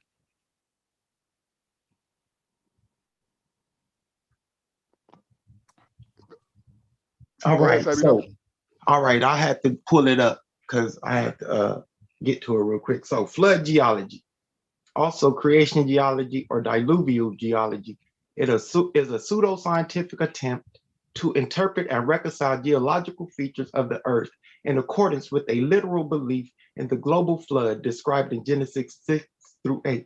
In the early 19th century, diluvial geologists hypothesized that specific surface features provided enough evidence of a worldwide flood, which had followed earlier geological eras. After further investigation, they agreed that these features resulted from local floods or from glaciers. In the 20th century, young Earth creationists revived flood geology as an overarching concept in their opposition to evolution, assuming a recent six-day creation and cataclysmic geological changes during the biblical flood and incorporating creationist explanations of the sequences of rock strata. All right, now I'm gonna get creationist flood theology was only supported by a minority of the 20th century anti-evolution movement, mainly in the Seventh-day Adventist Church, until the 1961 publication of the Genesis flood by Morris and Whitcomb.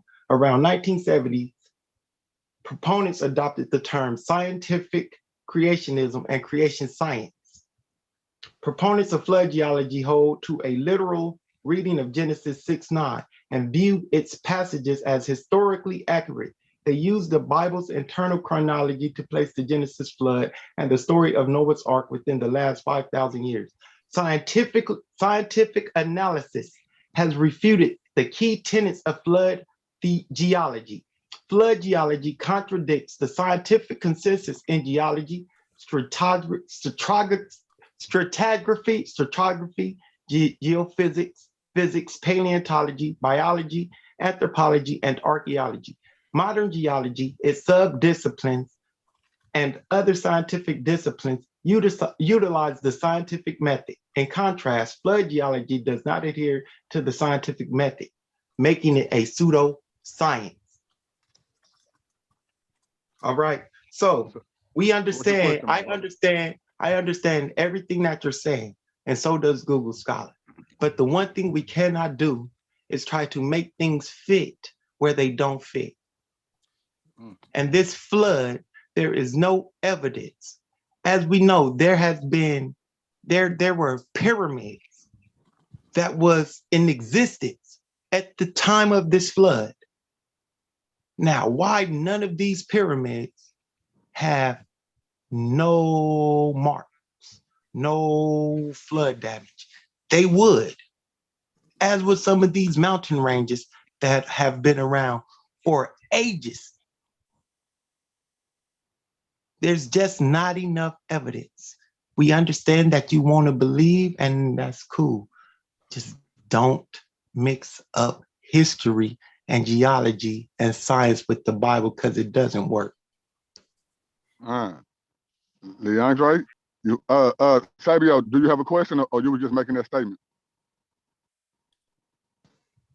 My question is, do you accept the Bible as the word of God? Because if you accepted the word of God, I need you to go to Deuteronomy 4:2, and I also need you to go to Revelations 22:18. If you accept the Bible as the unadulterated word of God.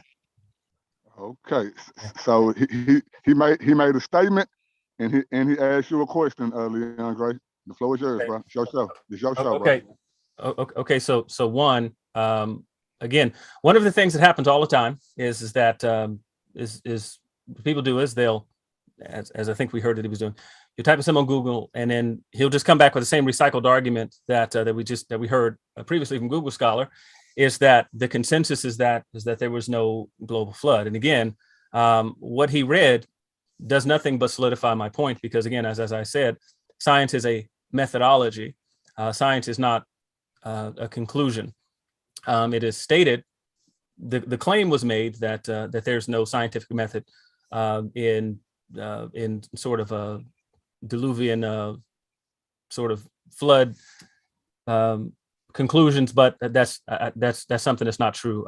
I think that when you talk about being able to do historical science and being able to look back at fossils, looking at, like I said, the work of the professor of oceanography, Robert Ballard, or to talk about Dr. Bill Ryan and their conclusions, recent conclusions, that Black Sea deposits are one major evidence of there being a global flood, including primary source evidence and stuff that says that there was once a very small lake. The Black Sea was not something that was a sea before, wasn't as large. And we know that the chemical composition changed. So they've talked about why it is exactly that the Black Sea is particularly toxic, why it smells like rotten eggs, and all sorts of things. So there's an entire body of literature out there on, as a matter of fact, there's the work of an anthropologist that I have. His name is Arthur Custance. And Arthur Custance wrote an entire book on the flood, and there's a host of evidence and stuff listed there. And it's someone who is a scientist, unlike the person talking here now, who is not a scientist. So this idea that it doesn't use a scientific method, untrue. I think he said Deuteronomy 4:2. No, he said, I don't remember which scriptures he listed. He said Deuteronomy 4:2, and I think Revelation something. 22:18. Go ahead, Fabio. And Revelations 22:18 or Deuteronomy 4:2. Deuteronomy 4 and 2. I know where you get your stuff from, and I'm on biblical geology right now, and I can read 12 reasons Robert Ballard has not discovered Noah's flood. Okay, so I could read that. Okay. So let me ask you a question. Let me ask you a question. Have you already accepted the conclusion before you've read the evidence? No. Because so cool. So watch this.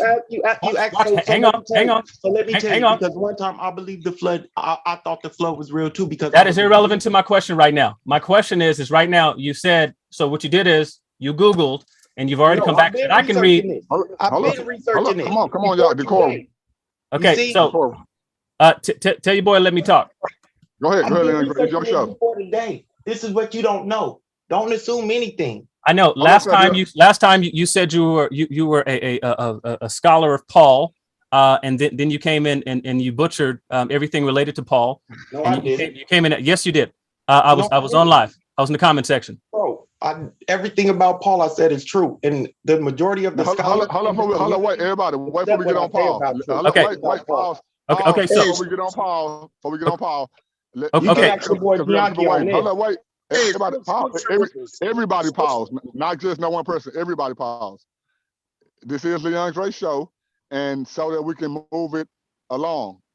Leandre, address what you were saying about the flood, and answer Sabio's question about if you believe the Bible is the word of God and the two scriptures he gave from that. Let's stick to that first, and then we're going to move on for a second.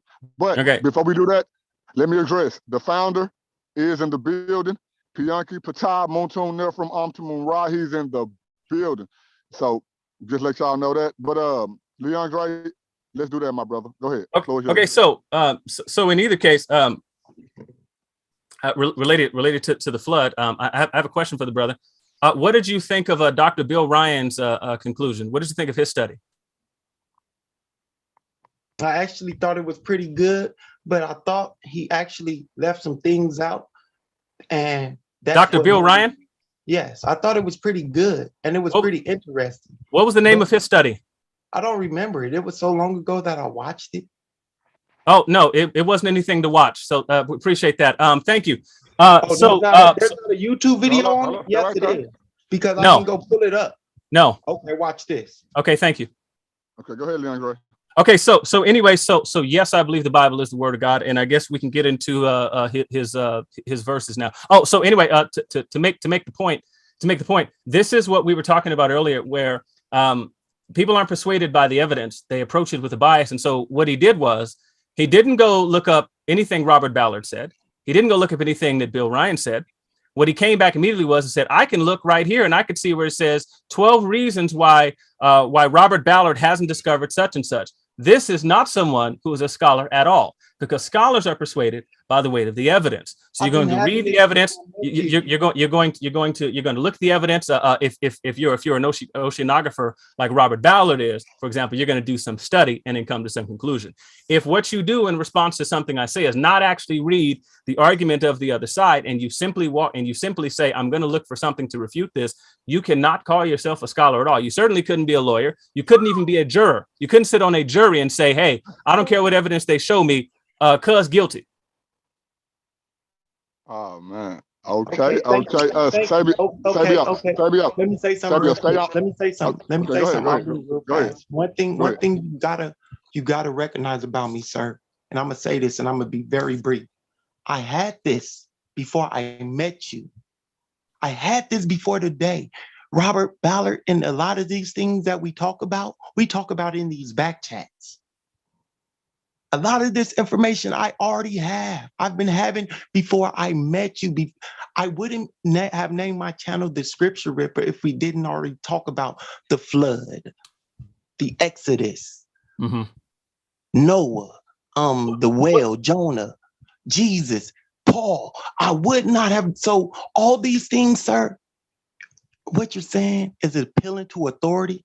I appreciate it, but I come here to free the minds of my people, because the one thing that I recognize is that this book is not for us. It is for the people it was wrote for in those times. It is 2021.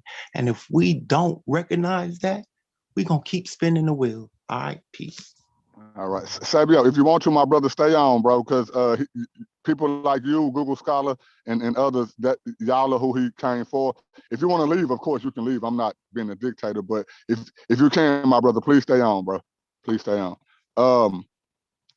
Next up in the building, we have the war child, Zion. Zion, take yourself off mute, my brother, if you want to make a statement or ask a question, bro. The floor is yours. Yo, all due respect. Oh, and real quick, LeAndre, check your inbox. I hear that's going around right now. Go ahead, Zion. Yeah, so me and Sabio always get into this, you know what I'm saying? We always got the same kind of arguments.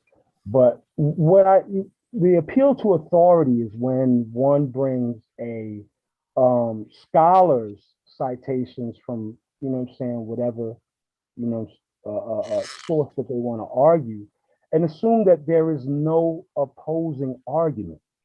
See, one of the things about science is that there's also something about science of social science. Whenever you put something, ology, theology, psychology, biology, whatever. Psychology has something that deals with how religion and perception of biblical or religious thought is perceived. Is this sideways? Yeah, it is. I don't know how this thing works, man. You must got an Android.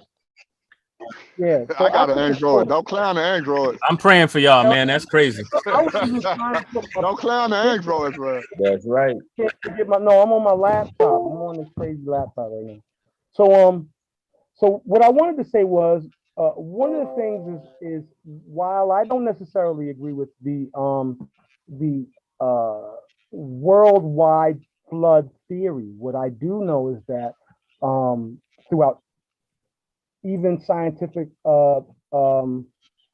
studies of the Earth, you know, development from beginning to present, there have been many different worldwide floods, number one. You know what I'm saying? There have been multiple extinction level events, number two. There were many local floods, and there were many local flood stories that existed in different cultures, but even more specifically to the Nile Valley culture, civilizations. Okay, so the flood story is not something new. It's something that has even more of a symbolic and cultural meaning to it than what everyone wants. So here's my problem, and I love Sabio.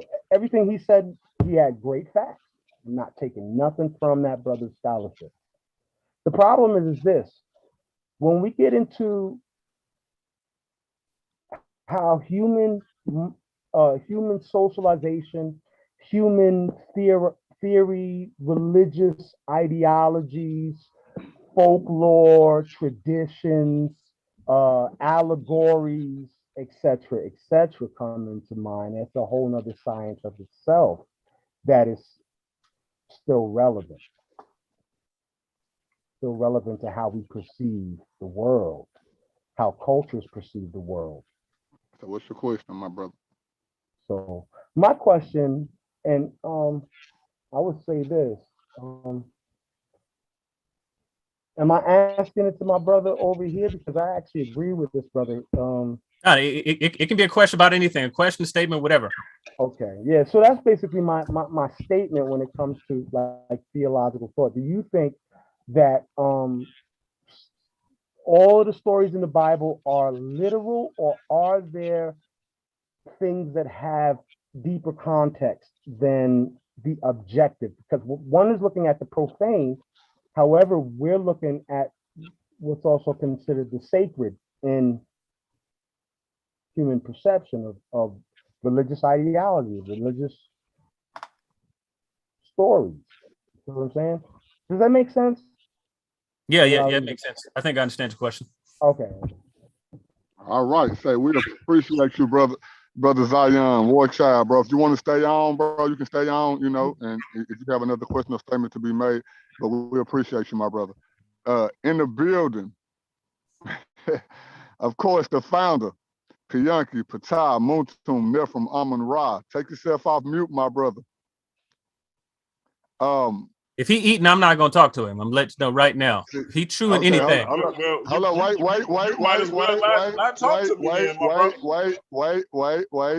Everybody wait.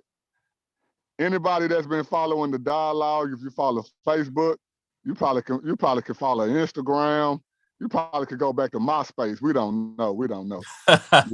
LeAndre and my brother, my big brother, they got a love-hate type of relationship. And hey, if y'all know my brother, y'all know he want that smoke. If y'all don't know my brother LeAndre, y'all finna get to know him real good, man, in this upcoming future. He want to smoke as well. LeAndre want to smoke. I want it. My big brother, self-proclaimed, he is the smoke. So y'all forget me and my brother. I know y'all hate me already. Y'all gonna hate my brother LeAndre more than y'all hate me. You hear me? And this is what y'all came to see right here. So, in saying that, Piyanki, Patai, Muntum, Nefer, Amun Ra, do you have a statement, a question, statements or questions that you want to ask the brother? Floor is yours, brother. I'm just gonna take preference, being that is my platform. I'm gonna ask him several questions, but the first one and the main one that I want him to answer right now, while I go find something to eat, since that apparently offends you. Are you a samurai, sir? Breadwinner samurai, as Kevin Gates would say. Yes. Okay, because I just wanted to make sure you wouldn't appropriating their hairstyle. So since you are, I guess we're good to go. So now that we got that out the way, so we first of all, by the way, I'm channeling my inner Robert over here, my inner Robert Ash over here, man. So, no. Shout out to the one. Shout out to my brother Robert Ash. Shout out to my brother Robert Ash. But I need LeAndre. I need the spook, the boogeyman, if you will. So we kind of started we didn't start it, but I saw you made a comment in the chat when I was talking to the sister. I mentioned the flood. And it's funny that my sister loved poem on her, because she had a debate on this platform about abortion, and I was talking about Christians being pro-life, but God killing babies and himself in a flood and ordering babies to be killed, or instructing babies to be killed, however you want to label it, when he told. Let me rephrase that, because before I put my foot in my mouth, I don't know if I want to say God ordered them to do this or if they just did it themselves. But I think God told Moses and Joshua. It would be 100% correct to say God ordered them. I appreciate it. So having said that, having got that cleared up, God ordered them to kill every man, woman, and child, save for the girls who didn't know a man. Is that correct? Correct. Okay, so my question is, why do Christians talk about God being pro-life and being against abortion when God himself, by his own hand with the flood, killed babies? Because I think you would agree that babies existed. There were babies on the earth when he had absolutely. I saw that exchange the other day, and I'm going to hurry up and answer yes affirmatively. Yes, babies existed. Okay, and they wouldn't on the ark, so they drowned. Right? So God drowned babies, and then God had the Israelites go in and kill babies. Mm-hmm. So how are we using God to say women shouldn't get abortion? And he himself is a baby killer. Well, right. So one, I'm very, very glad you asked a question. Do not leave. Okay. So you can get your snacks after that. So yes. So let me say this. So let me go ahead and concede something right now. Yes, God, as I said, it would be 100% fair to say that God ordered the Israelites to go in and to smite Canaanites, Canaanites, Ishmaelites, Jebusites, Girgashites, Hittites, Perizzites, and all the other ites. Okay, so all the ites. God got something against ites. Yeah. So all the ites. Okay, so let me say that. Let me say that the case is even worse. From this, if you take that perspective, when you recognize something like I think it's Isaiah chapter 10, where God likewise orders he likewise orders the destruction of the Israelites by the hand of Israel's enemies.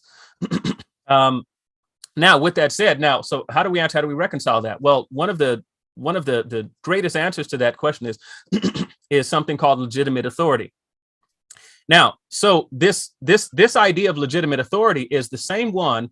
If I was to ask you, would you be okay with somebody popping your son on the back of his head? You would say no, and we would consider that as a society child abuse. Why? Because whoever hits your son, if it's not you, I don't know what your discipline habits and stuff are, but a person who's not the parent, the person who's not that legitimate authority, has no authority to enact such wrath. They have no authority to do those things. It's not as if what the scriptures say, or even what traditions have presented. Well, I won't say that. I'll say some Christians are really convoluted when they answer this question. In fairness, one of the biggest, I think, areas of confusion is this idea that comes, I think, from 1611 King James version of the Bible, where we read where the Bible says, "Thou shalt not kill." One of the problems is that in 17th century English, the word kill there meant about what the equivalent of murder does today. And what God is telling people to do is not to take life without cause. What we have in the case of in the case of abortions and things like that, especially when they're frivolous abortions, whether this be for, I don't care if they're describing something for the case of rape, if they're describing something for the case of incest, anything that doesn't have to do with saving the mother's actual life. I'm not talking about quality of life. I'm not talking about if she's depressed. But when you have a life being taken without just cause, that's the sort of thing that God is against. Abortion is one of those things that is exactly that. Preservation of life is something that God is 100% for. But that would include, though, the destruction of people who are a threat to life. It's one of the reasons why capital punishment is something that's biblical. It's one of the reasons why God is not some moral monster when he decides to wipe out people, men, women, children, whomever it was, is because God is the legitimate authority. God is the only being on the planet who has the authority to commission the taking of life or to take a life. He's the only being in existence in the same way that a parent is, in the same way that you can be arrested by the police for murder and then put on death row and then killed. It's the same reason why kidnapping is something that is illegal, but they can pick you up and take you to prison, because it's this question of legitimate authority. This is something that is 100% a philosophical, logical, and a legally sound defense. When God is the person who is the originator of people, he created people. The earth is his. All of the inhabitants of the earth are his. If God decides he wants to do whatever with those people at any point in time, that is 100% legit. This is logical. It's also in the Bible, but it's logical for a potter to do whatever he wants with his clay and still tell somebody else, do not break my dishes. So, because this people have no right to do so. And so when a person decides in their heart, on their own, that they're going to do something like take the life of a child because the mother believes she's going to be inconvenienced. I think it's something like there was a survey that I read and posted, I think, one time on my Facebook page, where over 95% of the cases were people believing that a baby's just going to interfere with their life. And it's a completely elective decision. That's something that's something that God is completely against. If this was something that's like an ectopic pregnancy, and there's and the baby is in the fallopian tubes, the mother's gonna die anyway, the pregnancy is already not viable, that would be something that'd be more akin to self-defense. That's not the same thing. So God can say legitimately and logically, he can say, you do not have the right to have hatred well up in your heart and go around killing people. And that would not be the same thing as God saying, I am the judge and I am exacting judgment on these people. We recognize it in law. We do the very same thing with our children. We do the same thing when we go eat our food, tell somebody else, don't break it and steal none of my stuff. what it's about is the authority that the actor has in taking life to begin with. So that's the answer to the question. All right, and that's this probably the first time I could say that that's the answer I expected you to give. So and I hear that, but this is the issue.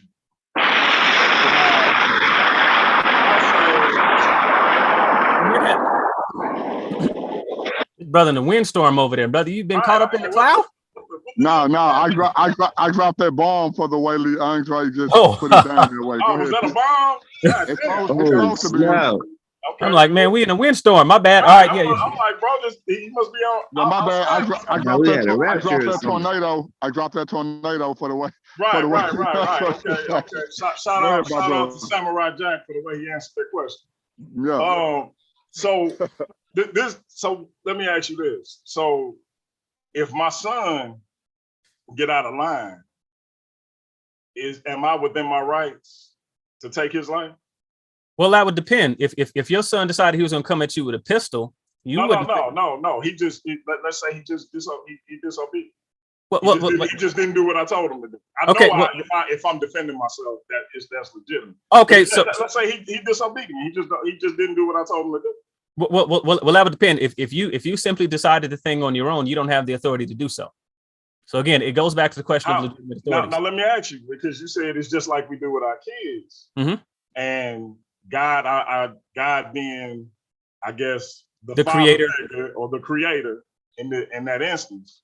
So, and this is a question I had. I think, if I'm not mistaken, I think me and Nobody had the same discussion a while back. So the people shouldn't be. And I answered the same way LeAndre about the right. I'm sure he did. I just want to see, but LeAndre got a way of answering, and I just want to see how he tackled it. But so now, who created my son then?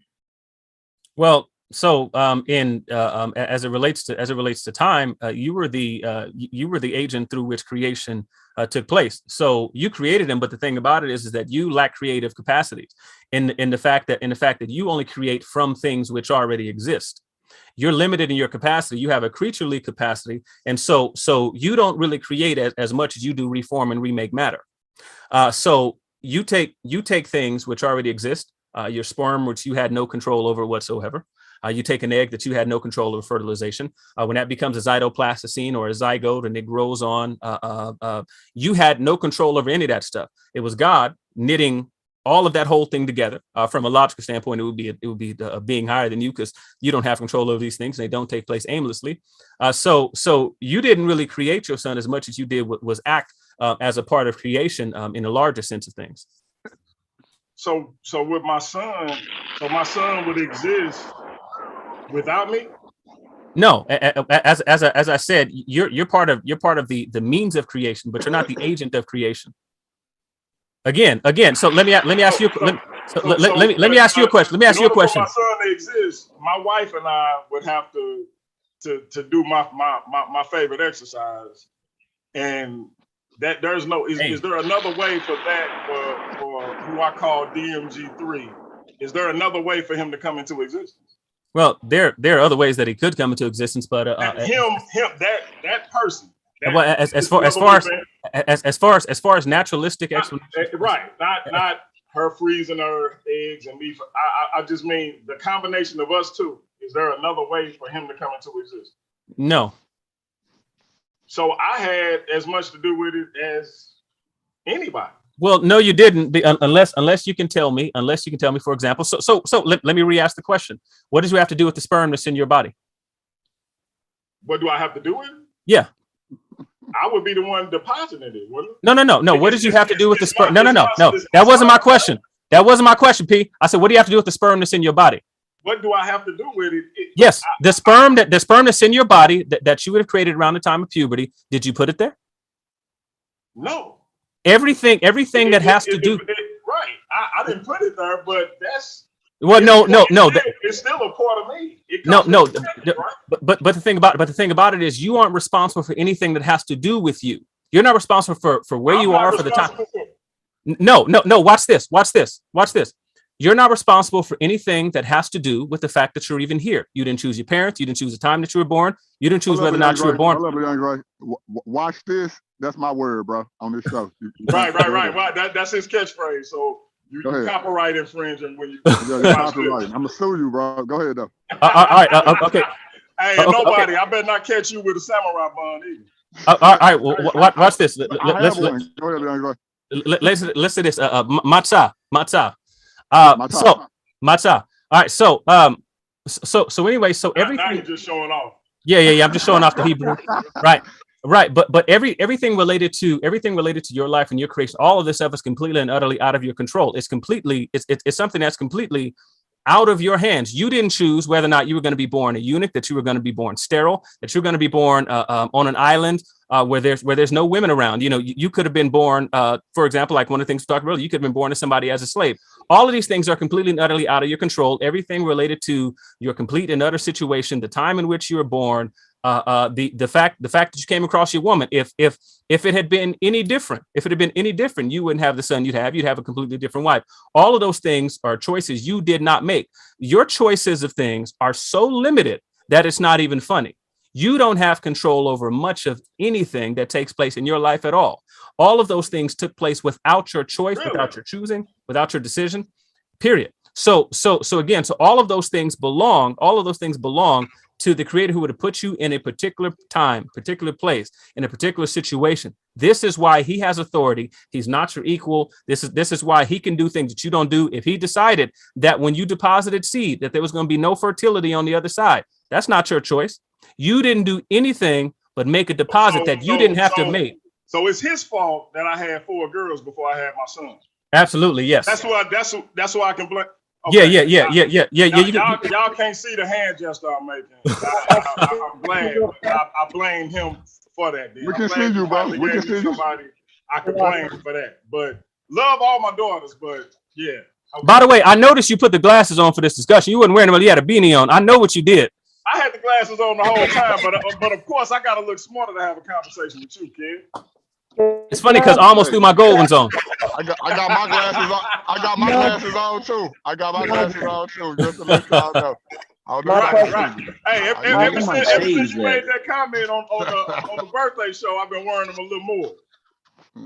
But of course, I wanted to get your take on that, and I did want to compare and contrast it to the conversation me and my little bro had, and it was pretty good.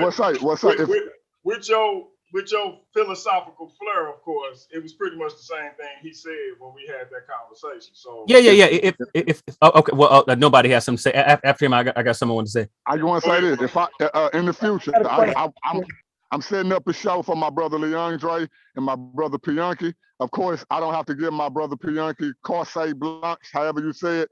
It's his show. He give me that. So if y'all don't mind, man, hey, y'all stay tuned in, man. Hey, me and Black Lion Supreme got a debate coming up on December the 15th. But if this is gonna be the aftermath, tell me you ain't willing to spend your $5 or more. Bro, you just took the words out of my mouth because I was gonna say, can I share my screen because I wanna drop the link. Can you share your screen? Debate. Well, hey, you hosting. It's LeAndre show, so I'm just here as a participant, man. Hey, forget Don King, bro. You the Black Vince McMahon of this thing, bro. You find a way. Hey, you got to find a way to make every storyline make sense to where the adult feeling like he ain't a child. Say, man, I got you, my brother. I got you. I appreciate that. Now, no doubt. Hey, okay. Man. Go ahead, LeAndre. Oh, okay, yes. So what I was gonna say is P, one of the things that's there that's kind of like inherent in this question is it really is one that's a philosophical one. It's one that I've dealt with in philosophy multiple times, right? And it's one. So like I had recently wrote a paper on it, the philosophical problem of evil. The logical problem of evil for a philosophy class and stuff, and because this is one of the things that's really big, and it's really about how much autonomy that you can say that a human and a creature really has. For me, from my perspective, and there's varying perspectives even among Christians, among people whom I respect and love dearly, but I think one of the things that's interesting there is atheist philosophers, and I'm talking about like actual atheist philosophers, not some of the people who comment the ridiculous stuff that they do on here. I'm talking about like actual, like strong atheist philosophers, people who actually do work and do research, not people who are Googling stuff without reading anything. But like I've had to contend and deal with the work of heavy atheist scholars, J.L. Mackey, for example. I've read responses back and forth between J.L. Mackey and John Polkinghorne and so on and so forth. And so anyway, and if you don't know those names, you probably shouldn't be, like trying to come to Christianity. You really ain't done the work. But anyway, the point is that there's a larger question. I think this here, and one of the things that I heard you dealing with the sister that you was on with the other day, and I've heard you deal with multiple times when we talk about. Hold up, bro. I want you to address Bianca so much. Now we can come back around, but yeah. We got one more brother in the chat, but go ahead and finish what you were saying though, because I want to come back. Let us rock on this, because I think this is a conversation that we can still rock out with, because this would just be a preview, because okay, big bro, let me ask you this. Have you watched any other conversations I had with our brother Robert Ash? Yeah. I watched it. Yeah, which is why that's why when he was on there last time I was poking fun at it. That's why I came in with the question I asked about the doing allowing distinction. So yeah, that's why I asked the question. I watched that. Started. That's why we're having that show tonight, based off the show Robert Ash had when he came in. Yeah. Okay. So if I may, I want to ask you something that I asked Robert as well. Can we get to the before y'all have y'all back and forth real quick? Can I please get to the last person that we have that came in? He been waiting since the other people. Oh, my bad. Go ahead. I can wait. Okay. And this your show, so I'm asking permission. Yeah, man. You I feel like you kind of bossing me around on my own joint, man. Like I can't be if I'm asking permission. How mug gonna come in your crib and then tell you, hey, move that couch over there? That's kind of only a little brother, I guess. No, I apologize, but see, I'm asking, hey, can I move your couch? Not let's move your couch. You good, bro. It's my casa, su casa. It's all love, baby. It's all love. We got the brother Negeti Hawkins in the building. Hey, man, I appreciate you sticking around, my brother. Shout out to the big dog. You know what I'm saying? Take yourself off mute, my brother. Grace and peace. Grace and peace. Make any statements you want to make, ask any question you want to ask. Before you do that, you can address the brothers that are in the one. Some of them is their first time on the channel. You can address Alex Perry. You can address our Sister Love poem. You can address Brother Troy, and you can address that's it. And if you want to do so, but the floor is yours for at least 2 minutes or so to give a statement or ask a question, my brother. Well, I mean, I was gonna. Well, hello to the brothers and sisters, and what's going on with you, Bianchi? And again, thank you, Jacobus. I was actually going to respond to what I heard. Scripture, ripture. What do he call himself? Scripture. No, yeah. Scripture. Suction lippers. Rippers. And yeah, I was going to respond to that. Xavier Robinson. Yeah, I was going to respond to that, but since Bianchi wanted to continue on with the flow, I can sit back and wait. Until... I want to hear your response, big dog. No. You the big dog. Do what you do. me and Leondre, if me and Leondre don't get to it in here, we'll get to it in the hey y'all, we got that coming up for y'all, man. Special Christmas event. Go ahead, y'all. Okay, well, basically, just a few things. What he brought up, he read the definition of science, and the basic observation, or science is basically the observation of the physical universe through tests and experiments. I always say that this basic definition, the philosophy of evolution is dead in the water because we can't observe it. And well, at least on the macro level. Yeah. I think he brought up geological science. I'm sure, I'm 100% that the Bible speaks of is consistent with this when it speaks of underwater chambers, which were partially responsible for the global flood, we can go right there into Genesis where it says that the fountains of the deep broke open. As far as the local floods are concerned, I think he said that, trying to deny the fact that it was a global flood. These local floods were more than likely a common thing after the global flood, because the post-flood era shortly after that would have produced what many, which called meteorologists will say, produced a short span of the ice age. And so with the planet warming up, you will have places like Mesopotamia having yearly local floods. As far as global evidence for the flood, we've talked about this before. Aquatic fossils on top of some of the highest mountains. One guy cracked a clam open. The clam was probably about as big as a large house dog, and cracked it open. And the clam, you could tell that the fossil was still inside of the clam. So then we argue that, and not just one, millions of them. Yes, millions. Go ahead. One guy, he laying on top of one like it's a pillow or something. But it was another brother on here earlier, and he was talking about the interpretation of the evidence. I love that because, see, the point he was making, I understand, because, see, science, because it's something that you do. You're experimenting, you're observing, you collect the information from what you see. But if you have a bias, then you're going to interpret that information in a completely different way than somebody else who may have another personal bias of their own. And we see this all the time because, like they like to do, they go to Google and they read all of these things that may contradict, I won't say contradict, but go against what the Bible says. But in that fine print, it's not even in the fine print, it's right there in the body of the paragraph. This scholar doesn't agree with this scholar. So they all have their own personal biases when it comes to the information that they find at these sites that they come to. Again, like an example, the fossil record. One may walk up and see a fossil bed, and one scientist may say, hey, this is billions of years, and another one may say, hey, this is thousands of years. We're going to have those two points of view all the time with us. But as far as the global flood or the biblical flood of Noah, the Bible has its own way of calculating time.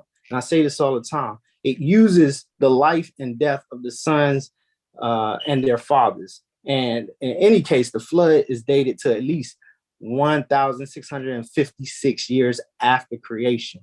With that being said, at least we have 4,000 years from Adam to Jesus Christ. So that would place the flood in and around 2344 BC.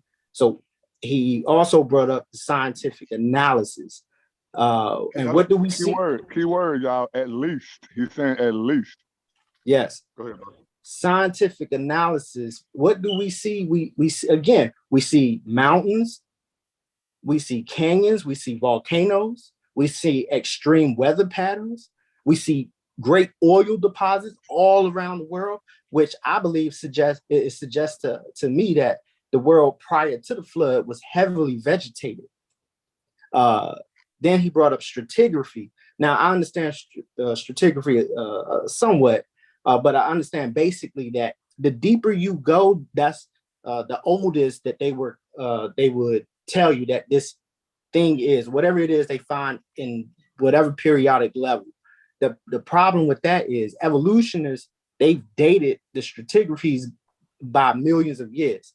And the reason why I say that's a problem is because when you see in some photos that they find, you have trees going directly through maybe 4 or 5 of these layers that's supposed to be millions of years old. And I'm talking about petrified trees. How is that possible if this layer of dirt is millions of years apart from each other? And they say, we believe in fairy tales.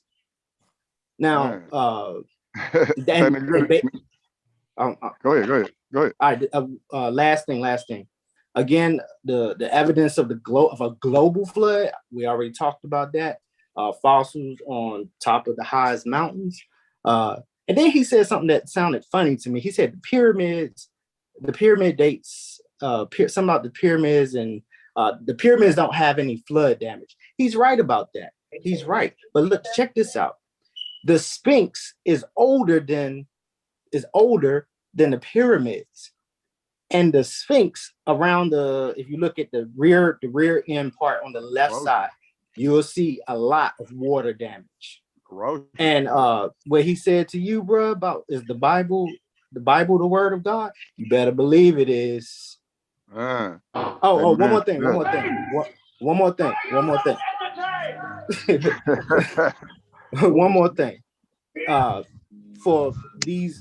For the Bible to be fake, it sure is funny that one of the most important prophets, his tomb was destroyed, I think in Syria, and we're talking about Jonah during the Arab Spring. So you tell me. Sorry, I just want to say this real quick. Sister Love poem in order of chronology. Is there no one else? You're supposed to be next real quick, but LeAndre, we should have started this like at 3 in the evening, bro, because I know that we was gonna want to smoke with you. Sister Love poem, I know you like me, you a night owl. If you could hold, I'm not for sure how long my brother Troy has. I'm not for sure what his schedule is like. Everybody else on this platform is a mainstay on here. Brother Troy, if you could take yourself off mute. Do you have time? Brother Troy? Okay, I'm not for sure if Brother Troy is on or off with us. Okay, well, I guess we'll go back to the chronological order. Forgive me. Sister Love Palm, you have any statements you want to make or any questions you want to ask?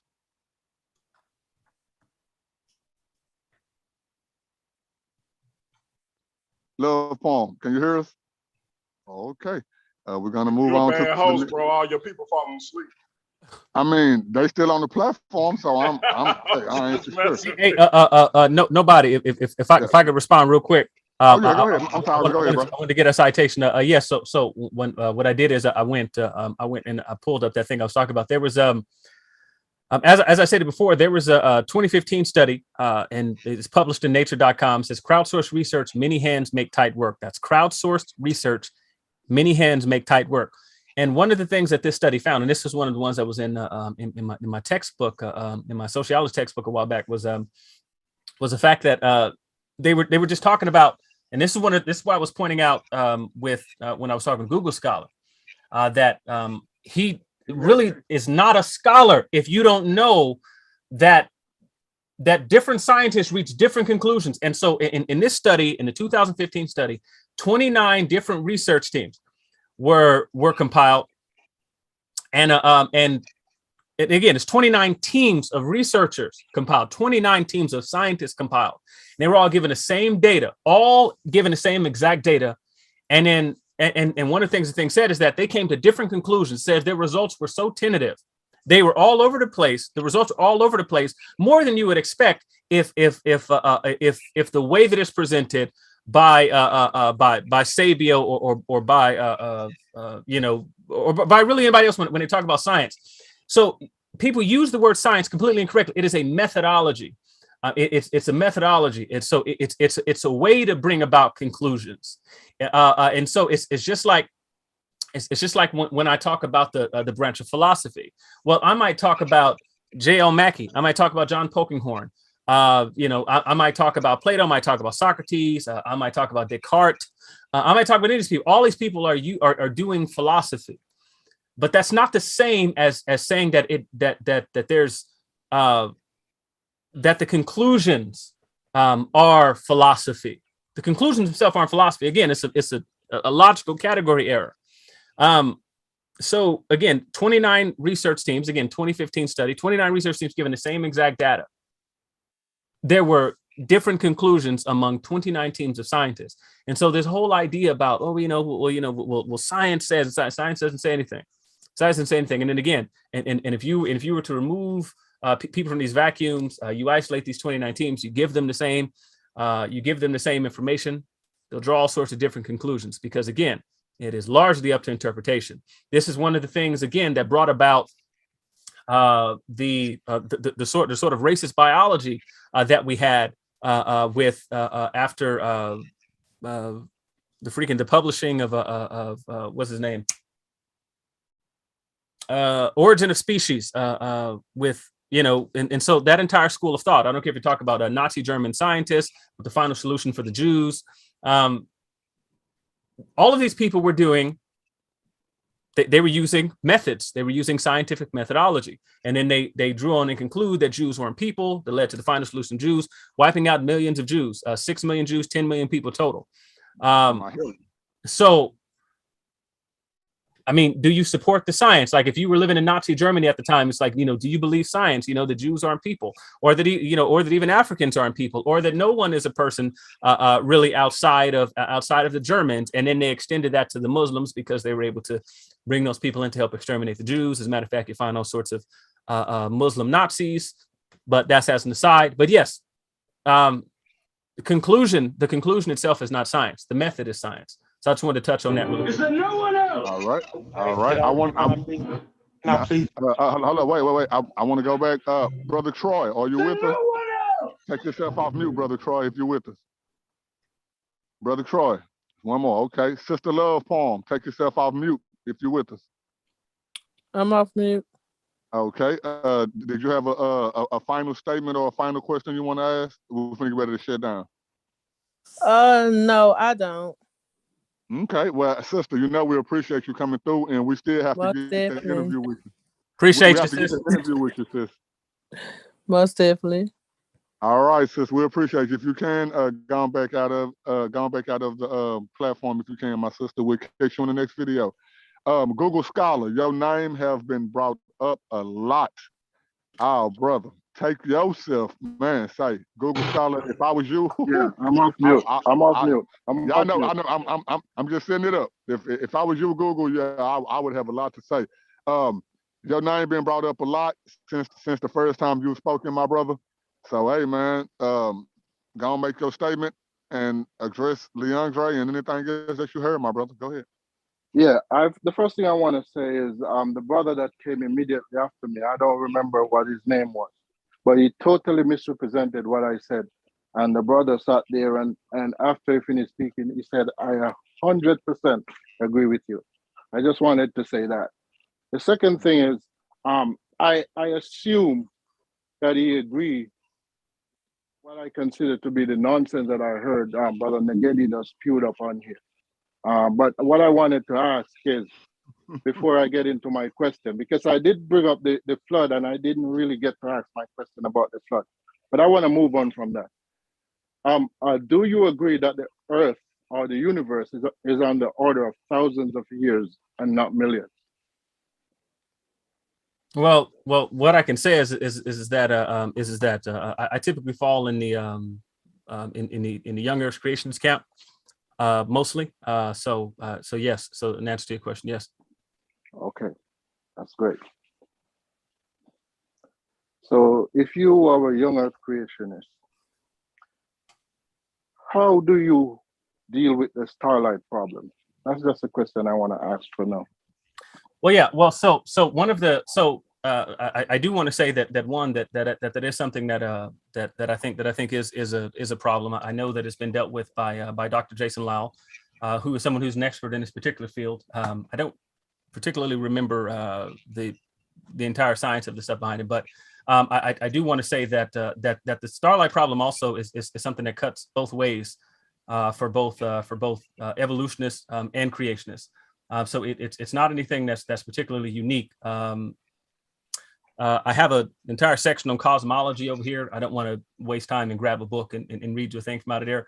I just do want to say that one of the things that Dr. Jason Lyle has mentioned on numerous occasions that the starlight problem is something that cuts actually both ways, regardless of what your particular viewpoint is.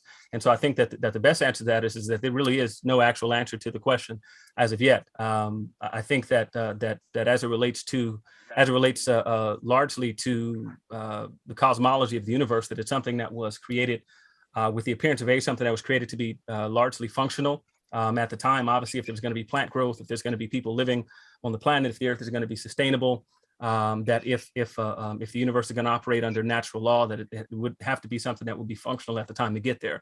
In the same way that I don't think plants, would have had to all grow from seedlings, that you have to wait, for cedar trees and stuff to grow 200-300 feet or whatever it is, like some of the large redwood trees that we have here in California. That I think that the earth itself would have been something, the earth and the universe would have been something that would have been created sustainably, as opposed to evolving over time. I think that the notion of the earth or the universe itself evolving over time has an even bigger problem. One of the biggest problems, and this is called transcendental proof. What I'm giving you is I'm explaining the absurdity of the opposite to establish my position. It is a totally logical form of argumentation that without this notion of a universe created in an instant, from a point of singularity, that you have to deal with, that you not only have to have a chemical evolution. And one of the things that multiple chemists and stuff like that have said, I can't remember the chemist off the name of my head, but there's there's an entire website, and one of the guys, he's a chemist on there, and he was saying that this would be a problem, for a larger problem actually for the opposite viewpoint, in that you would need chemical evolution, something that wouldn't really make any sense, because chemicals do today what they would do yesterday and the day before that.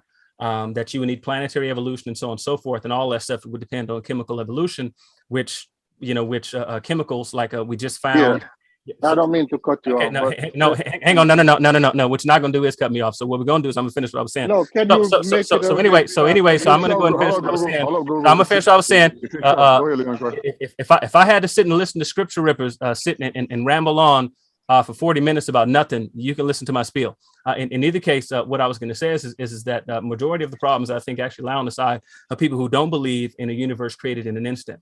I believe that what's necessary was for a universe that was going to exist, was going to be sustainable for life that's going to be on here on Earth.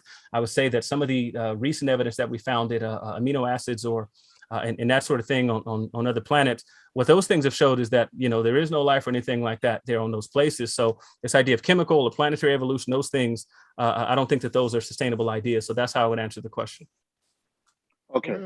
The reason why I was saying to shorten your answer a bit, because the previous time I was on, the same thing happened. I say something for 30 minutes and you go on for 5 minutes, and then nobody come on and let somebody on that goes for 5 minutes, uninterrupted. So I only get to speak for like 2 minutes, and then somebody else comes in. So I need you to keep the answers. I'm not going to keep anything short. I'm going to answer the question completely, because it's one of the things I've been taught in my training to do. Now, so one of the things that people who are non-scholars, can you stop? It's my turn to speak. So one of the things that people who are for people who are Google scholars, they don't know that clarity is very, very, very, very important. I'm particularly careful with my. Can I get one to of my the things point? that I'm going to do is I'm going to qualify my statements. I'm going to state, I'm going to give the pathos, the ethos, and the logos. But what you're not going to do is tell me that my answer has to be limited to a certain word count. So what I'm going to do is I'm going to be clear. What I'm not doing is I'm not doing like scripture represented when he came on. He wasted a bunch of time establishing unnecessary foundations, mostly fallacy of irrelevant thesis. What I am going to do is I'm going to make sure that I'm clear with what it is that I'm saying. I want to make sure that I'm not going to leave major holes. You don't have to come back and ask me a ridiculous question later. So what I am going to do is when I speak, I'm going to make sure that I'm trying to be as clear as possible to show the superiority of my answer over yours. If you have a problem with that, what you should do is enter the world of academia, where they're going to ask you to explain your thoughts thoroughly, and that you're going to have to defend a thesis. That means you're going to have to stand in front of people, they're going to ask you questions, you're going to have to give all the evidence, you're going to have to explain why your position is defensible. And I recognize that this is probably not something you're used to, but this is something that I am used to. You see, the problem is your attitude, because you think you're superior, you have a superior intellect. So I don't think I'm superior. I can make a point. I think you and I are totally equal as it stands to man. I think that someone who calls himself a Google scholar. You're supposed to say something. When he's speaking, I shut up and let him speak. When I'm speaking, he's supposed to shut his mouth and let me finish my thought. You sound upset. Are you upset? No, because you need to have a bit of decorum. If you say you're a scholar, you I have a bit of decorum. I guess you forgot. Hold on, everybody pause. LeAndre, let him go. No, hang on. I guess he forgot he cut me off and tried to shorten my answer, and now he's talking about a bit of decorum. I let you finish your answer. LeAndre, but I didn't want to be afraid. Go ahead, go get your point out real quick, and then LeAndre, you address this point. It, man. I know what he's afraid of. He don't want to be tackle a question that I'm bringing. So he's being deflective. He's bringing up things that I'm not talking about. He's going all over the place because he doesn't want me to get to the point. The same thing happened in the first round. I just asked a simple question: do you accept the fact that the whole world was covered by water? Make your point, my brother. You forgot the question you asked. Forget it. You're deflecting because you don't want me to get to the point that I need to get to. Okay. So one thing is anybody with access to Google or to a dictionary like Google Scholar can read that I'm not doing anything that's remotely defined as deflecting. I answered your specific question.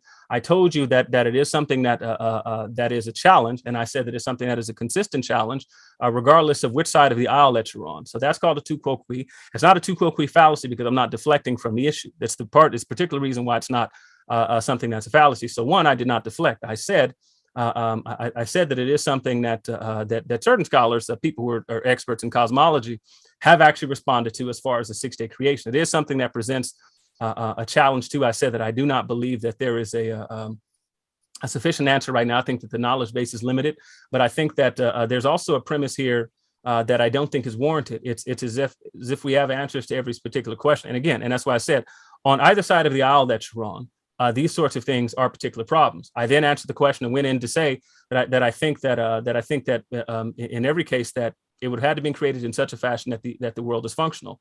I stated that there are larger problems on the other side. There was no deflection of the answer on my part. But again, I realized that some people who don't actually have to turn in any papers, we have to defend a thesis, we have to present any evidence for your case, we have to argue why your argument, we have to argue why your case is the stronger case. You don't have to give transcendental proof. That you're not used to someone being clear when they speak. But this is something that I am going to do. I won't apologize for that. And then lastly, if you jump in and cut me off while I'm speaking, you don't get to lecture me about decorum afterward. Hey, it's paradigm shift TV314. Sustained. Brother Troy, are you with us, my brother? Are you not entertained? Brother Troy, are you with us, my brother? Okay. Next up in the building, brother Alex said he's just listening in, but to get in next, we got scripture rippers in the building. Go ahead, Sabia. So I just sat back and I've heard a lot of things. And one thing that I've seen from LeAndre is a lot of throwing up credentials. I don't throw up my credentials because I graduated college in 2008. And then I went back for a few years and I got a tag on to my associate's degree. It don't matter. I've done thesis work. I've done all types of that. I've stood in front of people and I've dropped thesis on Black history and all that. None of that is relevant right now. What's relevant is the fact that you guys will say things that doesn't add up. You just said earlier, and I remember distinctly speaking about the pyramids being here millions of years, and you just said the earth is 6,000 years old. You're a young earth creationist. Nope, didn't say the earth is 6,000 years old. You're a liar.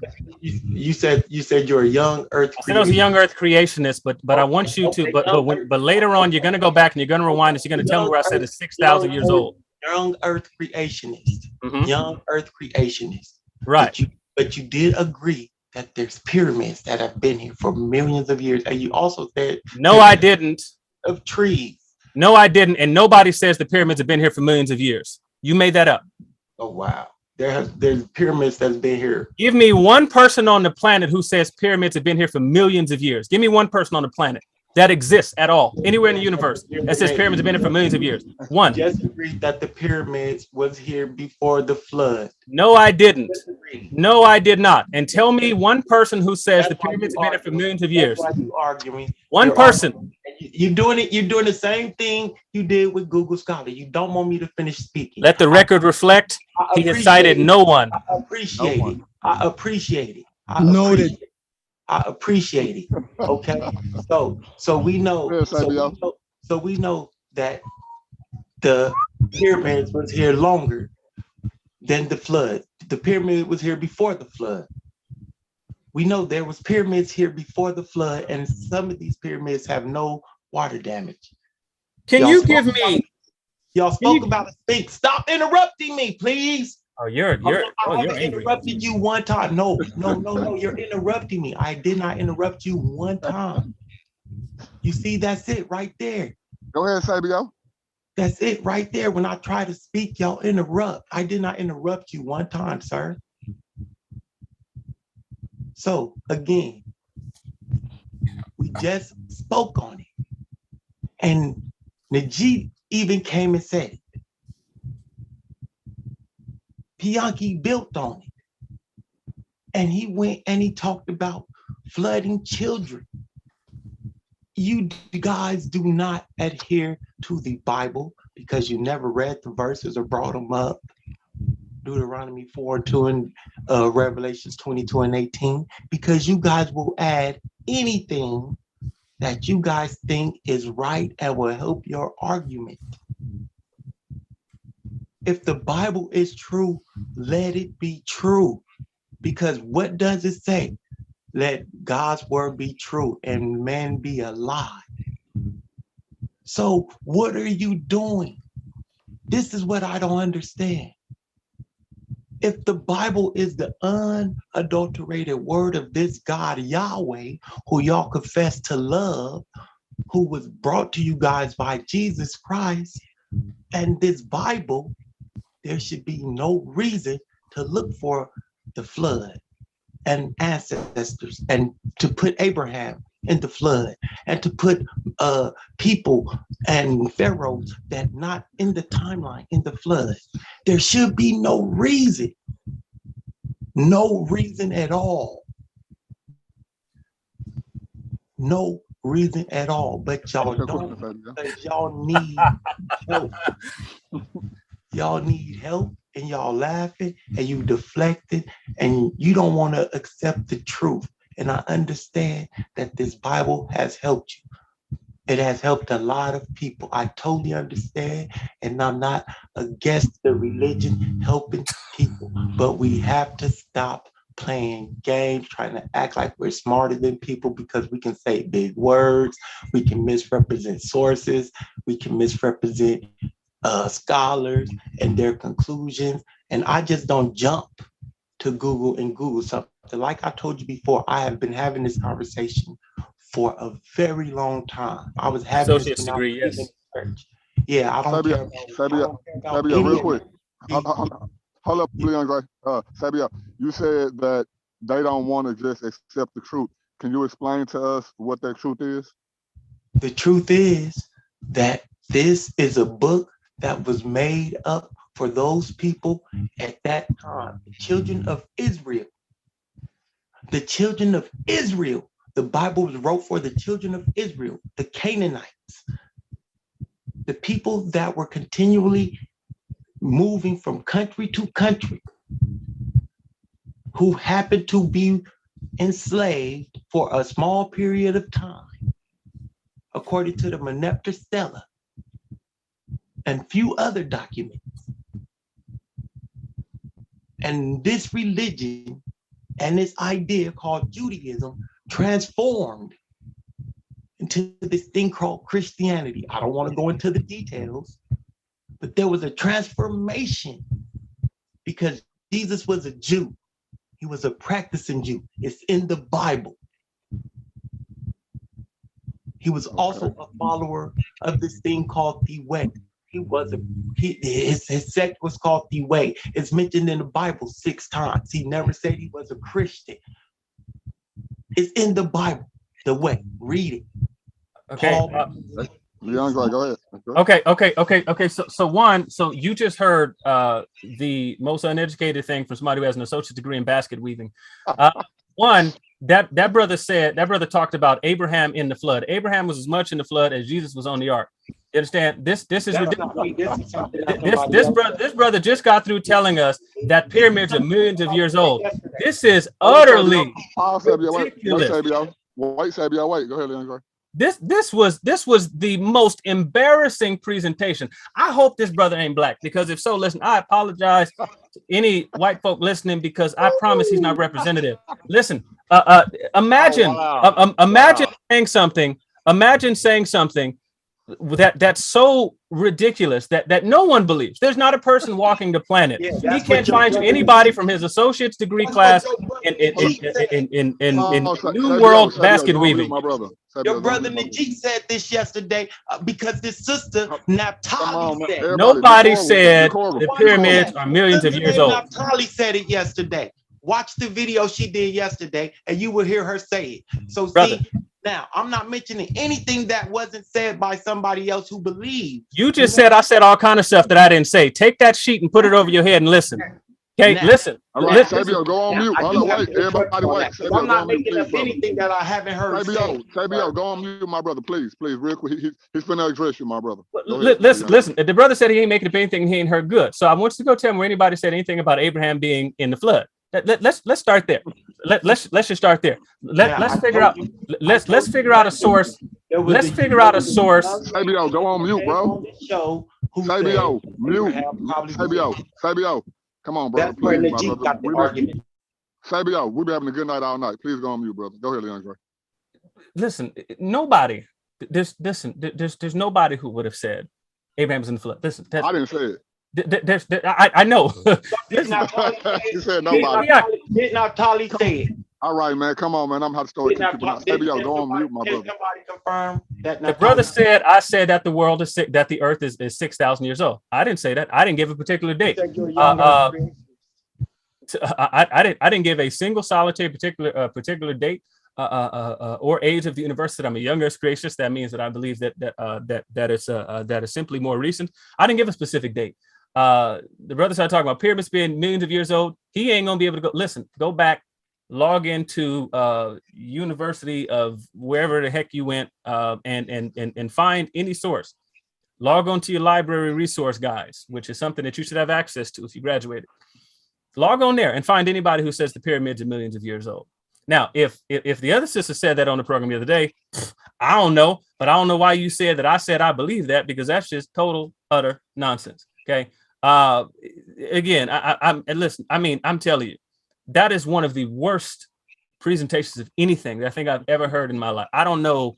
Like, I remember being young and they told me that the moon was made of cheese. That was a better argument than the stuff I just heard. Cheese, bro, cheese. Yeah. I'd be more, ready to believe that the earth is made of cheese. I mean, that the moon is made of cheese. Because Well, see, again, there you go. If you watch the show that the sister did yesterday, you will see that she said this. And somebody else said it who's on this platform. And we had a whole argument about this. A whole argument about him trying to put Abraham in the timeline of the flood. What do you mean, put him in the timeline of the flood? And the Exodus and all that other shit. What you mean by Sabio? Okay. So if I'm understanding it, Sabio, I'm gonna just ask you a question. If I'm understanding, you're telling me that somebody was on here presenting, they were talking about the flood, which killed everybody on the planet except for Noah, his 3 sons, his wife, and his sons' wives. And that they were saying what? That they were believing in the Bible and saying that Abraham, that Lot and them, that they survived the flood, but they were believing that the flood killed everybody on the planet. I'm trying to make sure you were listening. Help me. That's what the sister said. Is that what you heard them say? If I'm making it up, somebody tell me now who was I'm there. telling you made it up. I was in the comments yesterday. You can go there yesterday and see my comments. As Lil Nas X once said, he tweaking. All right, hold up. Okay, hold up. Hello. Oh, Come on, man. Come on, man. Troy. Pastor Troy. Are you in the building, my brother? Pianki was on the show. I'm sorry. Pastor Troy. Pastor Troy, are you in the building? Okay, Sabio, if you will, my brother, stay. I like the energy that you and LeAndre are giving each other, brother. You can't stay on, my brother. Oh man. Alex, you still don't have no statement or question you want to make, my brother? You done passed over me like 3 times. Okay, I'm sorry. Zion, come on, right now, my brother. What's up? Zion, come on. I just wanted to point out one thing that the brother said. I'm gonna call him Leonidas. You know what I'm saying? Because he's smacking niggas up right now. All right, so one of the things he said was this, and that was going back, but that was a description of what is called total depravity. When you say that that man has no authority, no power, it was a while back that she was saying this, but that was called the doctrine of total depravity. Do you subscribe to that doctrine? Well, yeah, with one caveat, the doctrine of total depravity describes the fact that man is separate from God. It just describes the fact that all of mankind has been that we're depraved, that we're born sinners. So the doctrine of total depravity is limited to the description of answer your questions. Yes, I ascribe to doctrine of total depravity, but I want to be clear on the meaning of total depravity specifically. It's one of the particular 5 points called the 5 points Calvinist. One of the things that's really was response to Arminius. It was the school responding to the 5 points of Arminianism. And one of the things that, and one of the first points of disagreement was whether or not man himself had been so infected by sin that it's something that's hereditary, that it's something that affects our very nature, that separates us from God.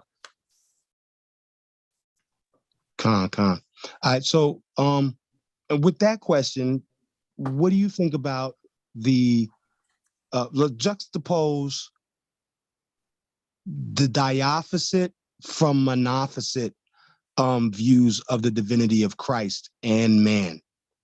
Do you know what I'm saying?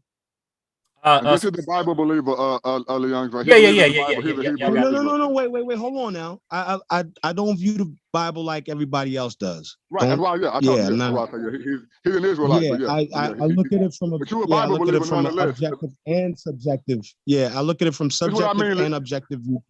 Yeah. This is what I mean, Zion. If we was in the jungle and it was us versus them, hey, at least we can say we believe. That's where we're coming from. Go ahead, Leandre. Yeah. So I fall in the Diophysite camp, particularly because I think it's particularly and one of the discussions that took place in church history was whether or not you can have, and the theological position is called monothelitism. The opposite one, monothelitism, is that Christ only had one will, and I think that's something I think is rightly called heretical. I don't think that you can really logically, sort of philosophically, claim that Christ was a person or that he was fully human if he only had one will. I think that there are examples of that that take place, for example, in the garden, where the sort of humanity of Christ was, and really even the sort of deity of Christ. Now, it's not that they had a will that itself was out of sync, but that you can see in those particular times and places, and like with when Christ was hungry and that sort of thing, where you can see the will of a man that coexists with the divine will. And so I reject monothelitism itself.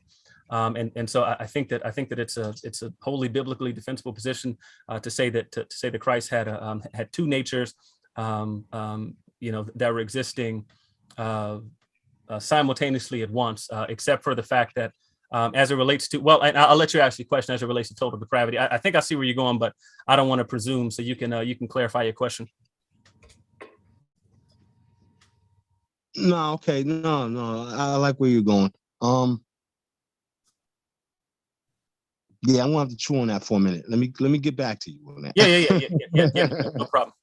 Yeah, Yeah. So if I could say, yeah, I think that again, the one of the positions, again, one of the questions that came up, with the question of monothelitism and that sort of thing was whether or not, so does Christ have two natures, and with that is that sort of thing, does that suppose two wills, and yeah, I don't see how.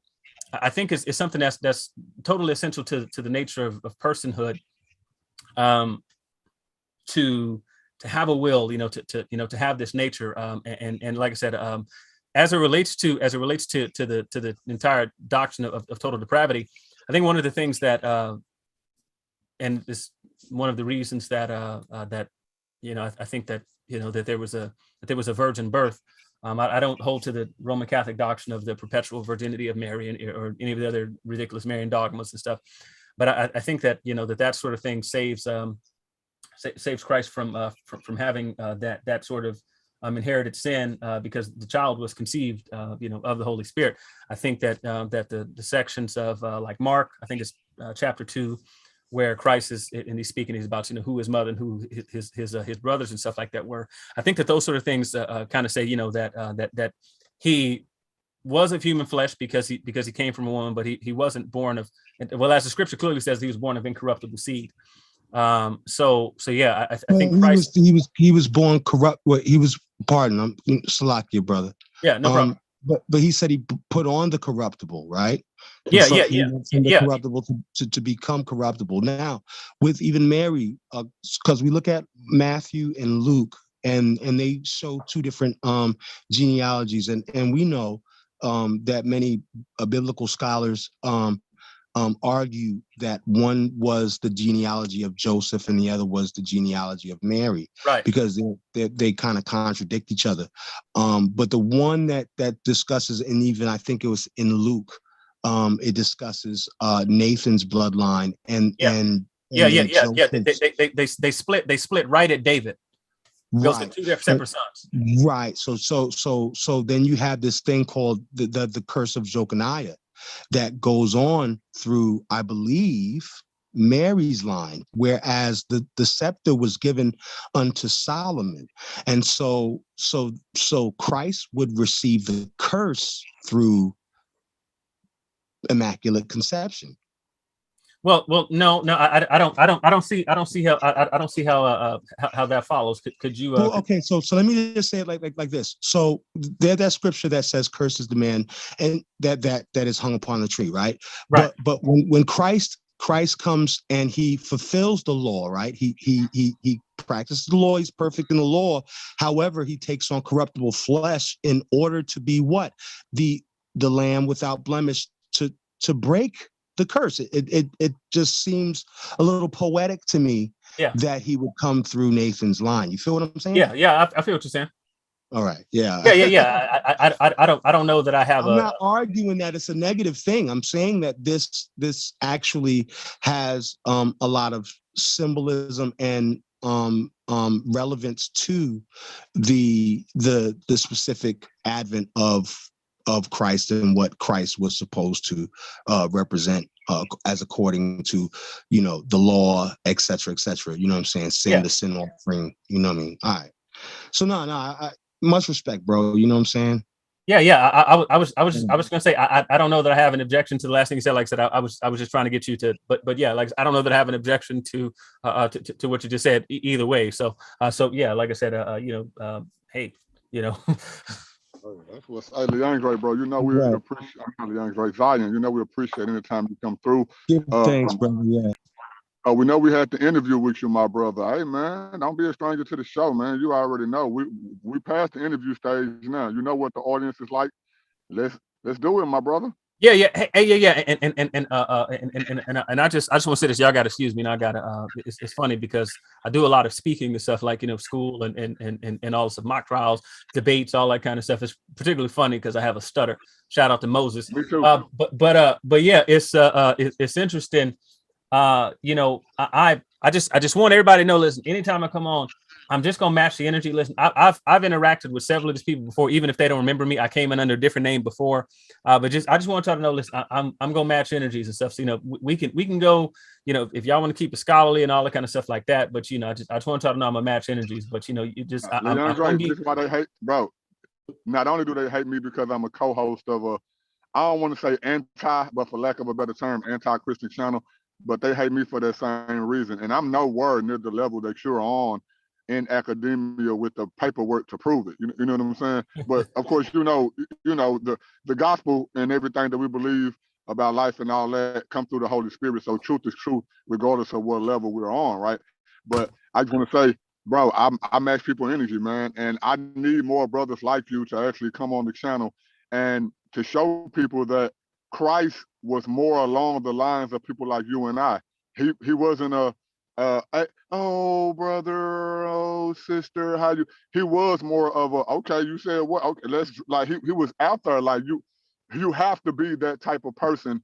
Let's just take the biblical narrative of Christ. For him to go against the religious leaders and the church leaders and just the government of that day, he wasn't a soft-spoken brother. He was one of these people who was out there getting it in, man. And I wish I had more brothers like you on the channel. Man, I just wanted to just real quickly, man. It was funny. I went through a class with it was a Matthew class in particular.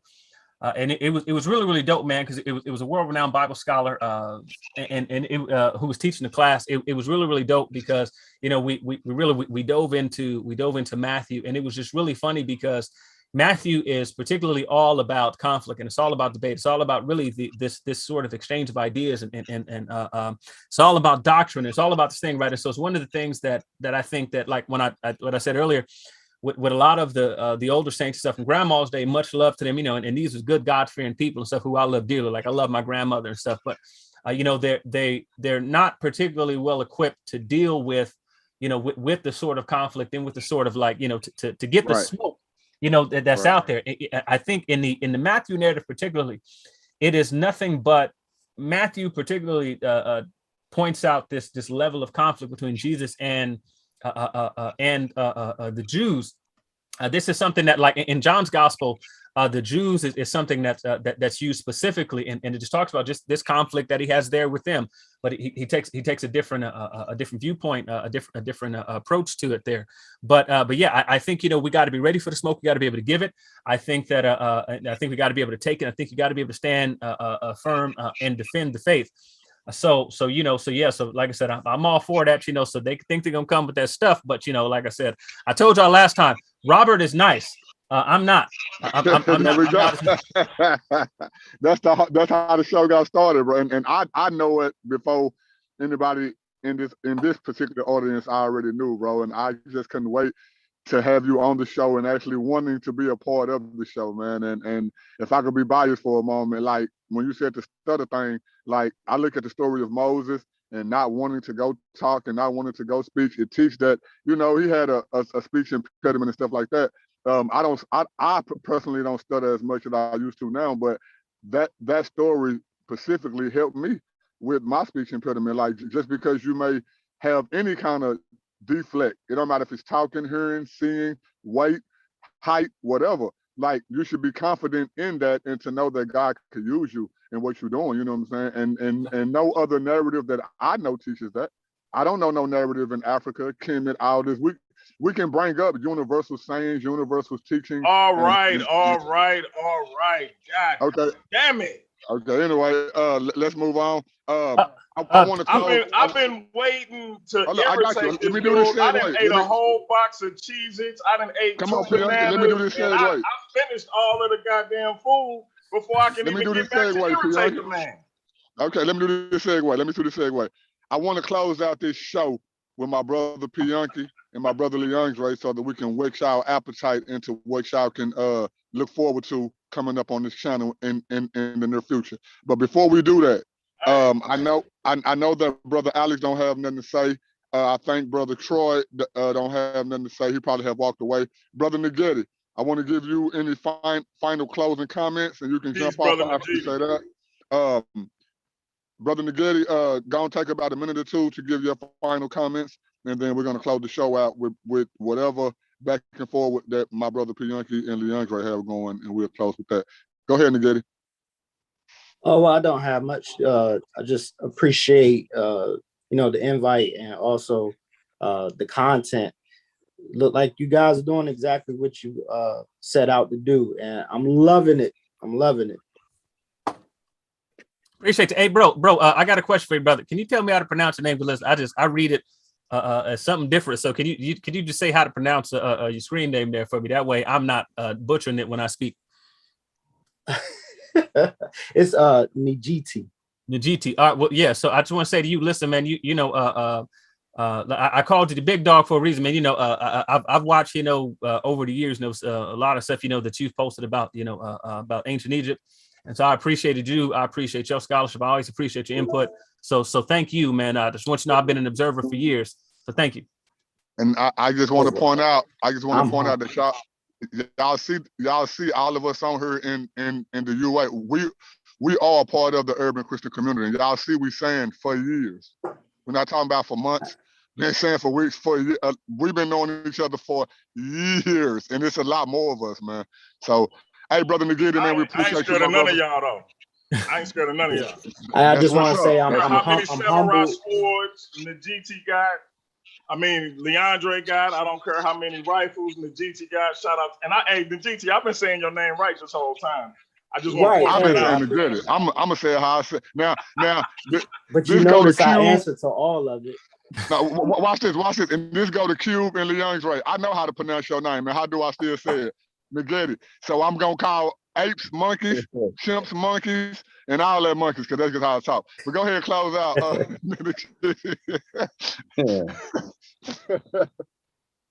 Well, now I was just saying, I appreciate, what I'm saying, I'm humbled by that. So I had no idea, but I really appreciate it because it lets me know that somebody's listening, and I appreciate it. Absolutely, yes, sir. I'm the middle ground. You can go talk to Damien. You can go talk to Jerome, LeAndre, all them.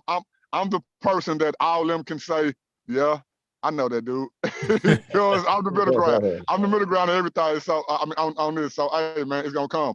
Hey, Nagiti, we appreciate you, my brother. Go ahead and drop off, my brother. And let's get the people what they've been waiting for. Brother Nagiti, brother LeAndre. I mean, we can stay on for how long y'all want. You know what I'm saying? We can close out as soon as possible, but let's go. We ain't gonna be long. We gonna say this for a show. For a future show. Go ahead, big bro. Flow yours. But what I do want to ask is the same question I asked. I think I asked my brother Thomas White and I asked brother Robert. And it's just two questions. And the second question really depends on the answer to the first question. But I think I know the answer to the first question based on our exchange earlier. So you do follow the notion that the God of the Bible is an omni-God, meaning he's omnipotent, omnipresent, omniscient, and all of that, right? Yes, sir. Okay. So, and we talk about the problem of evil and all of that good stuff, right? Do you follow this notion that God is all good? Absolutely. Okay. So now with him being all good and being omnipresent, when we have situations like murder and rape, child molestation, child rape, child murder, etc., is God there? When these Absolutely. things occur? Absolutely. Okay.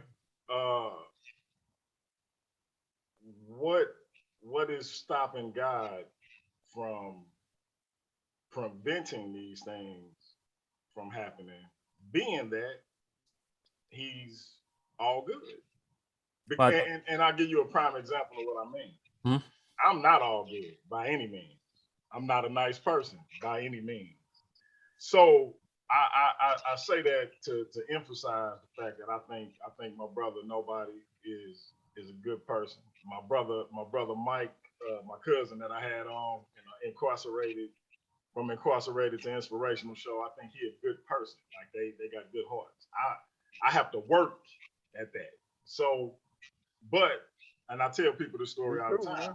Me and my family on our way to Bible study, and I see this older white man seemingly choking this young black girl. Mm-hmm. And my kids always say it like this: before mama could hit the brakes, because my wife was driving, daddy was out the car running up to the man. Because I thought a little girl was in danger, I jumped out the car and I went to try to prevent harm from coming to her. Now it turned out this was her grandfather or step grandfather, whatever you want to call it. But you know, loved and cared for the little girl, and they both explained themselves. Because I came up pretty aggressive, and I ain't no small dude. You know, as y'all two skinny cats know. You know, I'll put that weight on you, but yeah, I kind of spooked them, and they explained, this is my granddaddy and this my granddaughter, all of that. I apologized, explained that, hey, I thought she was, and moved on about my business. Now that's me who was saying I'm barely good. I have to work at being good. So, or not even, I have to work at not doing harm and not hurting people, not offending people. I literally have to work at that on a daily basis. So if I can see somebody that was potentially being harmed and get out the car and want to do something about it, how can God, being all good, sit back and watch these things occur? I love it. I love the question. So yes, so before I get to a direct answer, I want to go ahead and concede something again. The logical problem of evil, as well as the evidential problem of evil, these have been the strongest arguments against the existence of God historically to date. The strongest evidence against the existence of God to date have been the logical problem of evil and the evidential problem of evil. And so in philosophy, this topic has been given a lot of pen work. And so that's why I said, principally, one of the major arguers of this particular point, Epicurus, the ancient Greek philosopher. So shout out to you for leaning on white people to make your arguments. And then the same thing. No, I'm just, I'm just pulling your leg. No, so hey, I admit fully that I lean wherever I can. I have no bias when it comes to trying to get my point across. Go ahead. Yes. So anyway, so yes. But one of the interesting things is that with that, years ago, and this is one of the things that my philosophy professor that we talked about quite a bit. He was originally a theology PhD, and then he actually went into to study logic. And then he got his PhD in logic and philosophy. And so encountering these very same problems. And so it was interesting because he was talking about how, because of the weight of the argument that you just presented, that it used to be so that you couldn't get a job in academia if you believed in God, because of the question that Bianchi specifically asked. So I don't want to say that it is not a serious question, that it is not an objection that has been seriously raised. I want to give it the weight that it's due. So I want to be fair in that respect. So with that being said, the argument is built on a host of presuppositions that aren't even admitted. And so what I mean is this: it's assumed in the argument that God does not have morally sufficient reasons to allow evil, even all the sorts of evil that you name. If it's true that a good God, that a God who is so good that he's unlike Bianchi, that he's unlike me, that he's unlike every person in existence, if it's even possible that he has a morally sufficient reason for allowing evil, then it is not actually a logical issue. And for this reason, in the area of logic and philosophy, they've abandoned this argument as a whole. There are two philosophers that I know of who've tried to sort of revisit the argument, but again, it still falls apart if God has morally sufficient reasons for allowing evil. One of the things that I think, and it also does not require, it logically does not require, even according to atheist scholars, that I explain what those reasons are, except for just to say that if it's possible that God has a good reason for allowing evil, then it doesn't challenge the level of his existence. Well, it doesn't challenge his existence at all. Because a good God, well, Bianchi, would you say that a good God would know more than you do? Repeat that. Would a good God know more than you do? I mean, I would assume God would know more than I do. Well, exactly. If well, good, if he quote unquote is God, he should know more than I do. Right. And so with that being the case, that means that the possibility that God has morally sufficient reasons to allow evil to take place, to permit evil to take place, even to decree that evil takes place, there is no logical problem. This is why this one of the reasons why I said that I sort of had a problem with Robert's presentation, because he just discards this thing wholesale, and then there's really no morally significant difference between God allowing evil and God doing evil. So what I would say is the answer to that question is that God has morally sufficient reasons for allowing evil. For example, one of the things that that we have as humans is we have entire limited capacities. You have a limited capacity as a human. So what you see as an evil that shouldn't be taking place, you don't know the end from the beginning. You don't know the end result. It will be no different than you taking your child. Remember, we talked about this idea of this analogy of you and your child. Be no different than you taking your child and your child is strapped down to a chair and your child gets his teeth ripped out. You got a 2-year-old child that don't know nothing about nothing. Your 2-year-old child is sitting there like, why is my father torturing me in such a fashion? He's ripping my teeth out. He's allowing this dude in his white lab coat to take these pliers and pull all of my teeth out of my mouth. Now, it doesn't matter to that child.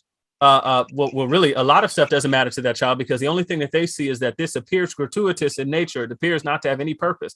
They don't know why such a thing is occurring. But the fact is that we know that you as the father, you know more than your child does, even though you don't have perfect exhaustive knowledge, but you know more than your child. You know that your child has a gum disease. You know that if you don't remove your child's teeth, that the disease is going to spread to the bone. It's called periodontitis, and that the disease is going to spread to the bone. And if it continues to spread to the bone, your child can lose an entire jaw. Your child can start to lose bone all in your child's face. And so the fact that you in your limited capacity as a 2-year-old child don't know why your teeth are being ripped out of your mouth does not mean that the person who's pulling your teeth out and the person who constricted you to it don't have morally sufficient reasons for doing so. And so one of the big presumptions of this whole thing about what God allowing evil and all this stuff taking place is people assume that you can know this thing is no more than God. Is you don't really know why certain things are taking place. One thing that's entirely possible, if a God exists, is that revelation is something that's possible. So what happens is that you might get to the end of your life, you might die and expire, get to the other side and realize, oh, you had a good reason for doing this. If it's remotely possible that a God exists. Oh, so we clear. God is possible. You're not saying that that's what it is. You're saying that it's possible that God has a good reason for being there while a child 2-3 years old absolutely sexually molested absolutely by a grown man and having their insides destroyed. Absolutely. Or as my mother told me as she worked at the Paul Hospital, some bastard whose girlfriend left him with her children put a 2-year-old, not a 2-year-old, I forget, a 2-month-old in a microwave. And God perhaps has a good reason for sitting there while this occurred. Yeah. So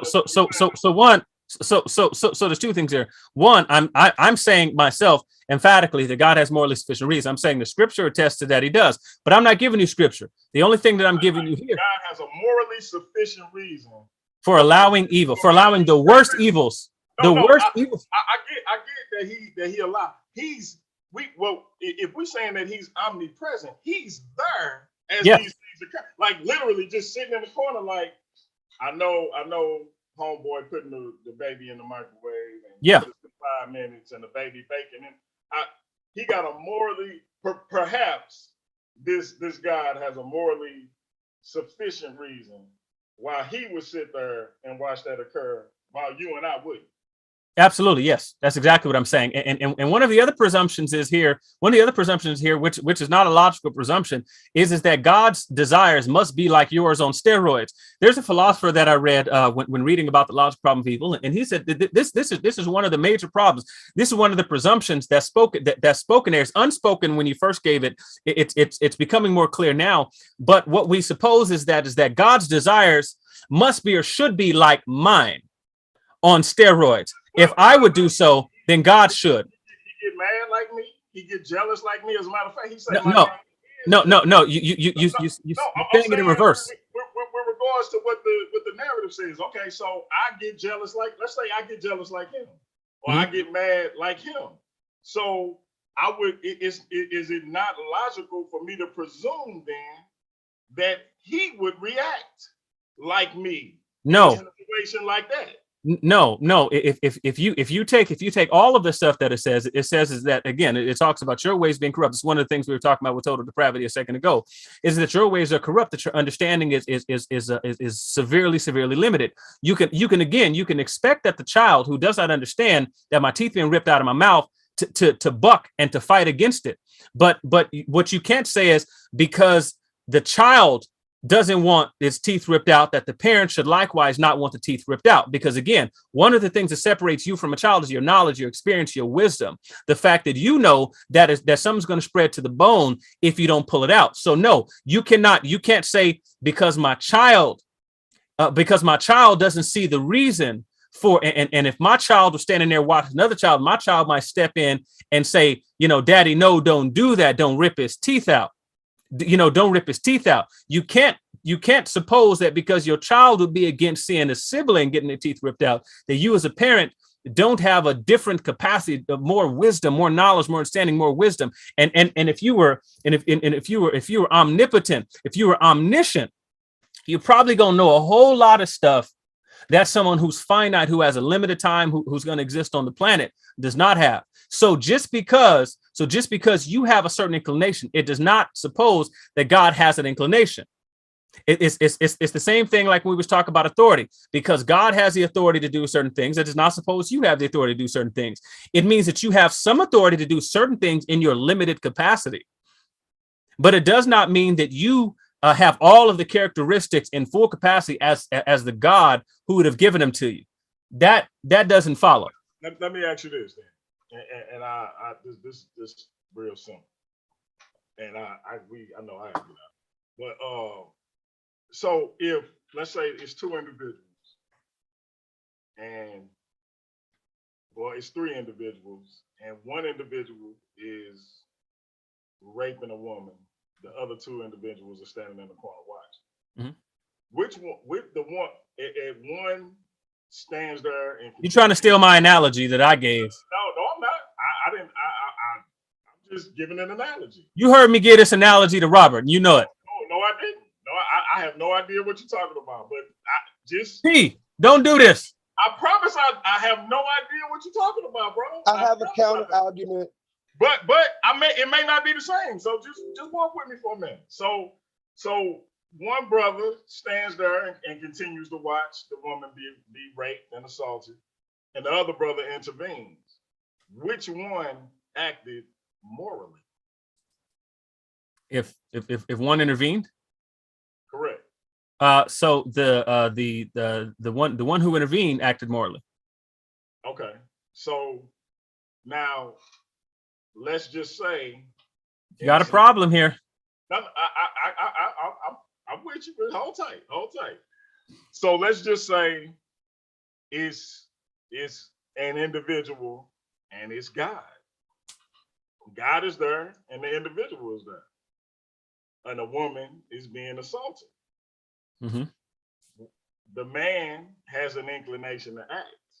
We know morally he would act, he would stop it. And what you're telling me is God, because we know these things happen all the time in God's presence, mm-hmm. and he doesn't act. Now, and if we're going off the biblical narrative, if the biblical narrative is to be believed, he does intercede on humans' behalf. All the time. So when he chooses not to, it's he just simply chooses not to. And this is all under presumption of that this God exists.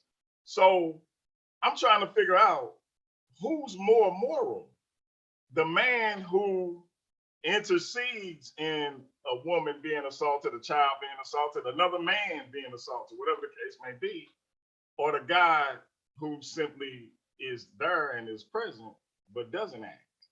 Well, right, but I understand. But before you go, and I'm gonna let you rock, and then I do want to show something once you get done, and then y'all can continue because I'm gonna jump off after I show it. But just just strictly on what's moral and what's not. I understand who has the authority. I understand you're talking about just the creative, who's the parent, who's not. I get all that. Mm-hmm. I'm just saying, what's moral? To stop an assault from occurring or to sit there and watch? Okay, so that's what I'm telling you. So the analogy I have, it doesn't actually transfer the principle. And I don't know how similar that was to what you said to Robert either. Well, right. Well, so one of the things. So this is the reason why I asked the question to Mr. Robert Ash. Respect to the brother, but this is one of the reasons why I asked the question to him, is because so one of the things I did is I talked about James Rochelle, the philosopher, and his thought experiment that he gave. He gave a scenario where there was one person named Smith, and Smith had a cousin who was in a bathtub. And Smith decided, he was looking at his cousin's bathroom, decided he was going to hold his cousin under the water in the bath. And he drowned and killed his cousin. Then it was Jones. Jones was likewise in there. Let's say Jones was across town. Let's say it's happened the same exact time. Smith and Jones. And Jones is in the bathroom with his little cousin. His little cousin's in the bath. And his little cousin is standing up. He's jumping around in the bathtub. He jumps. He slips, he hit his head, and he bleeds to death. He drowns underwater. This was the thought experiment that, wait, what's going on? What's going on with the screen? Okay, it just came back. I'm like, I don't know what happened. And anyway, so the question was asked, is there a morally significant difference between the person doing the action and the person who's simply watching the action? The answer to the question is no. I don't believe that there's a morally significant difference between the person doing the action and the person watching. One of the degrees is there's a difference in degree of culpability. I think there's responsibility that has to be laid at the feet of both parties. Whether you're the person watching or the person committing the action, that there's responsibility that has to be laid at the feet. I readily concede that there's responsibility that has to be laid at the feet of God for the evil and stuff that takes place in the world and on the planet. So again, that's the point. It's already conceded.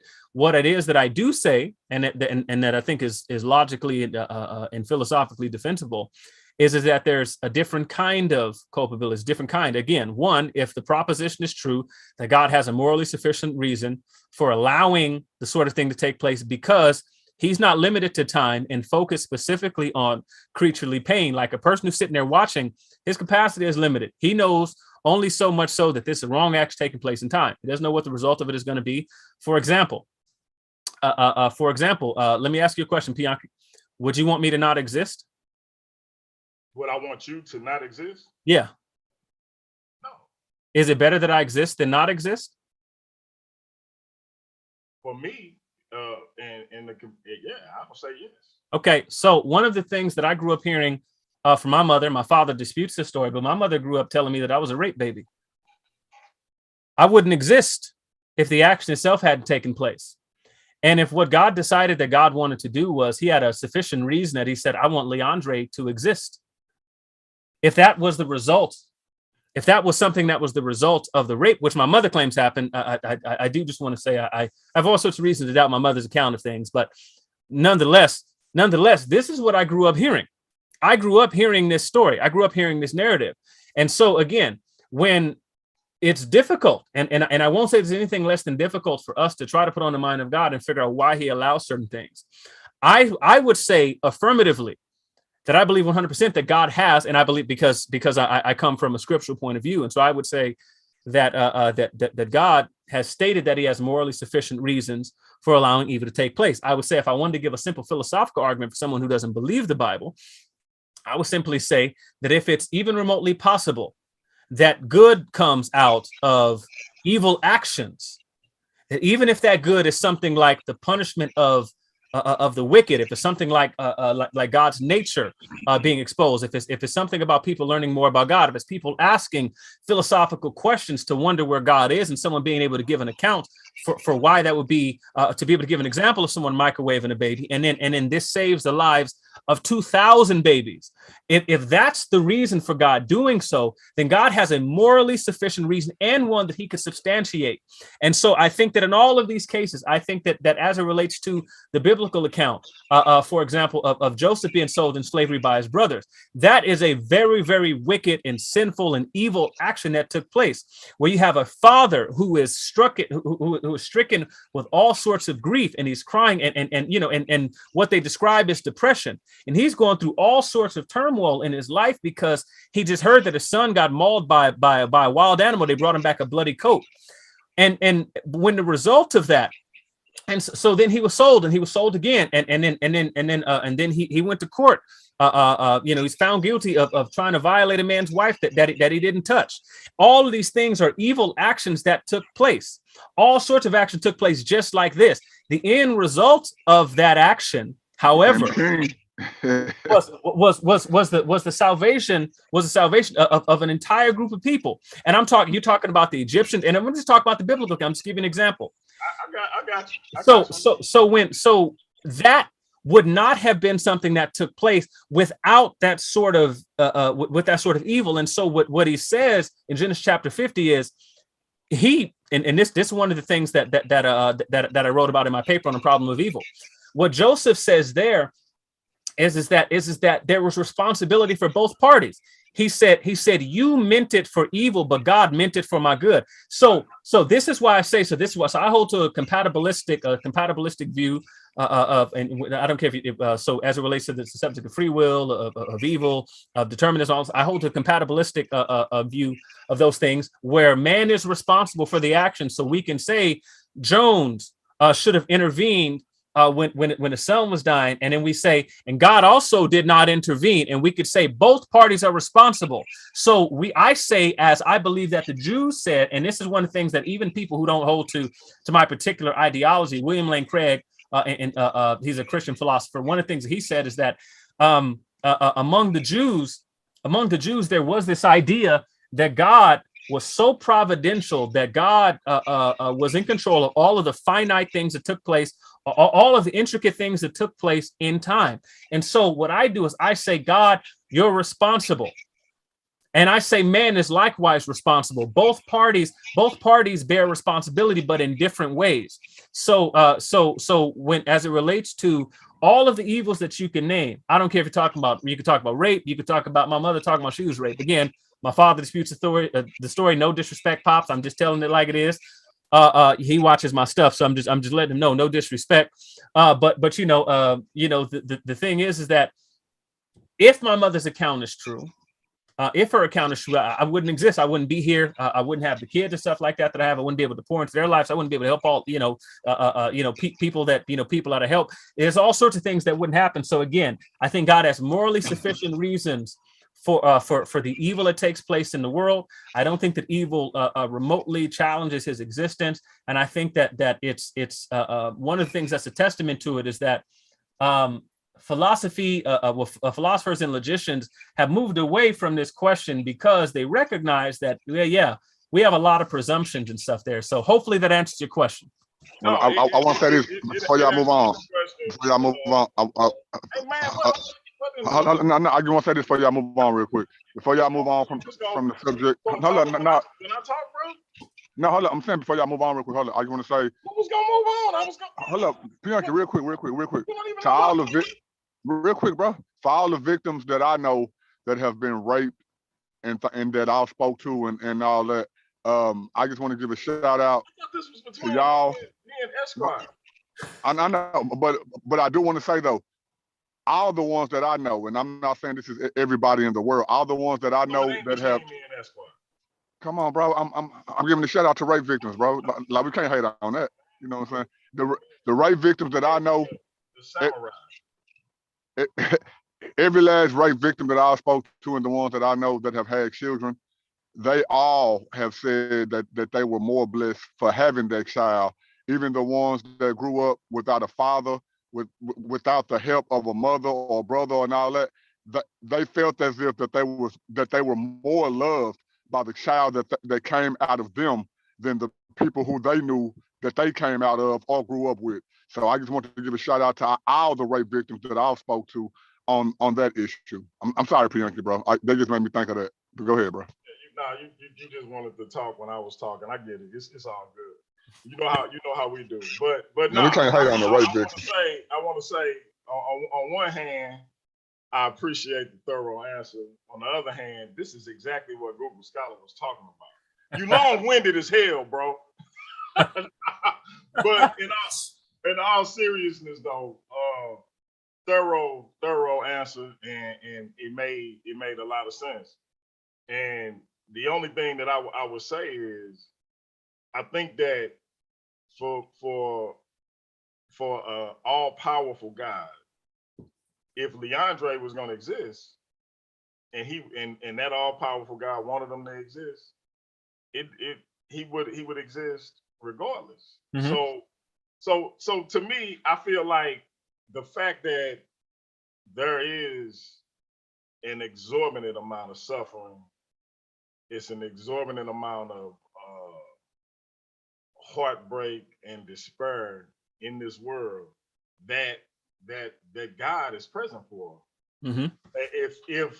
If we presuming that God exists, it seems to me that you have to really search and delve deep into your psyche and dare I say faith, in order to find some kind of justification for why these things have to occur. Like I heard somebody say, and I never even tripped off of it, but I heard somebody say, I forget who it was, say if you walk through the children's wing of a cancer ward, you will seriously start questioning whether a God exists the way we've been accustomed to believing one does.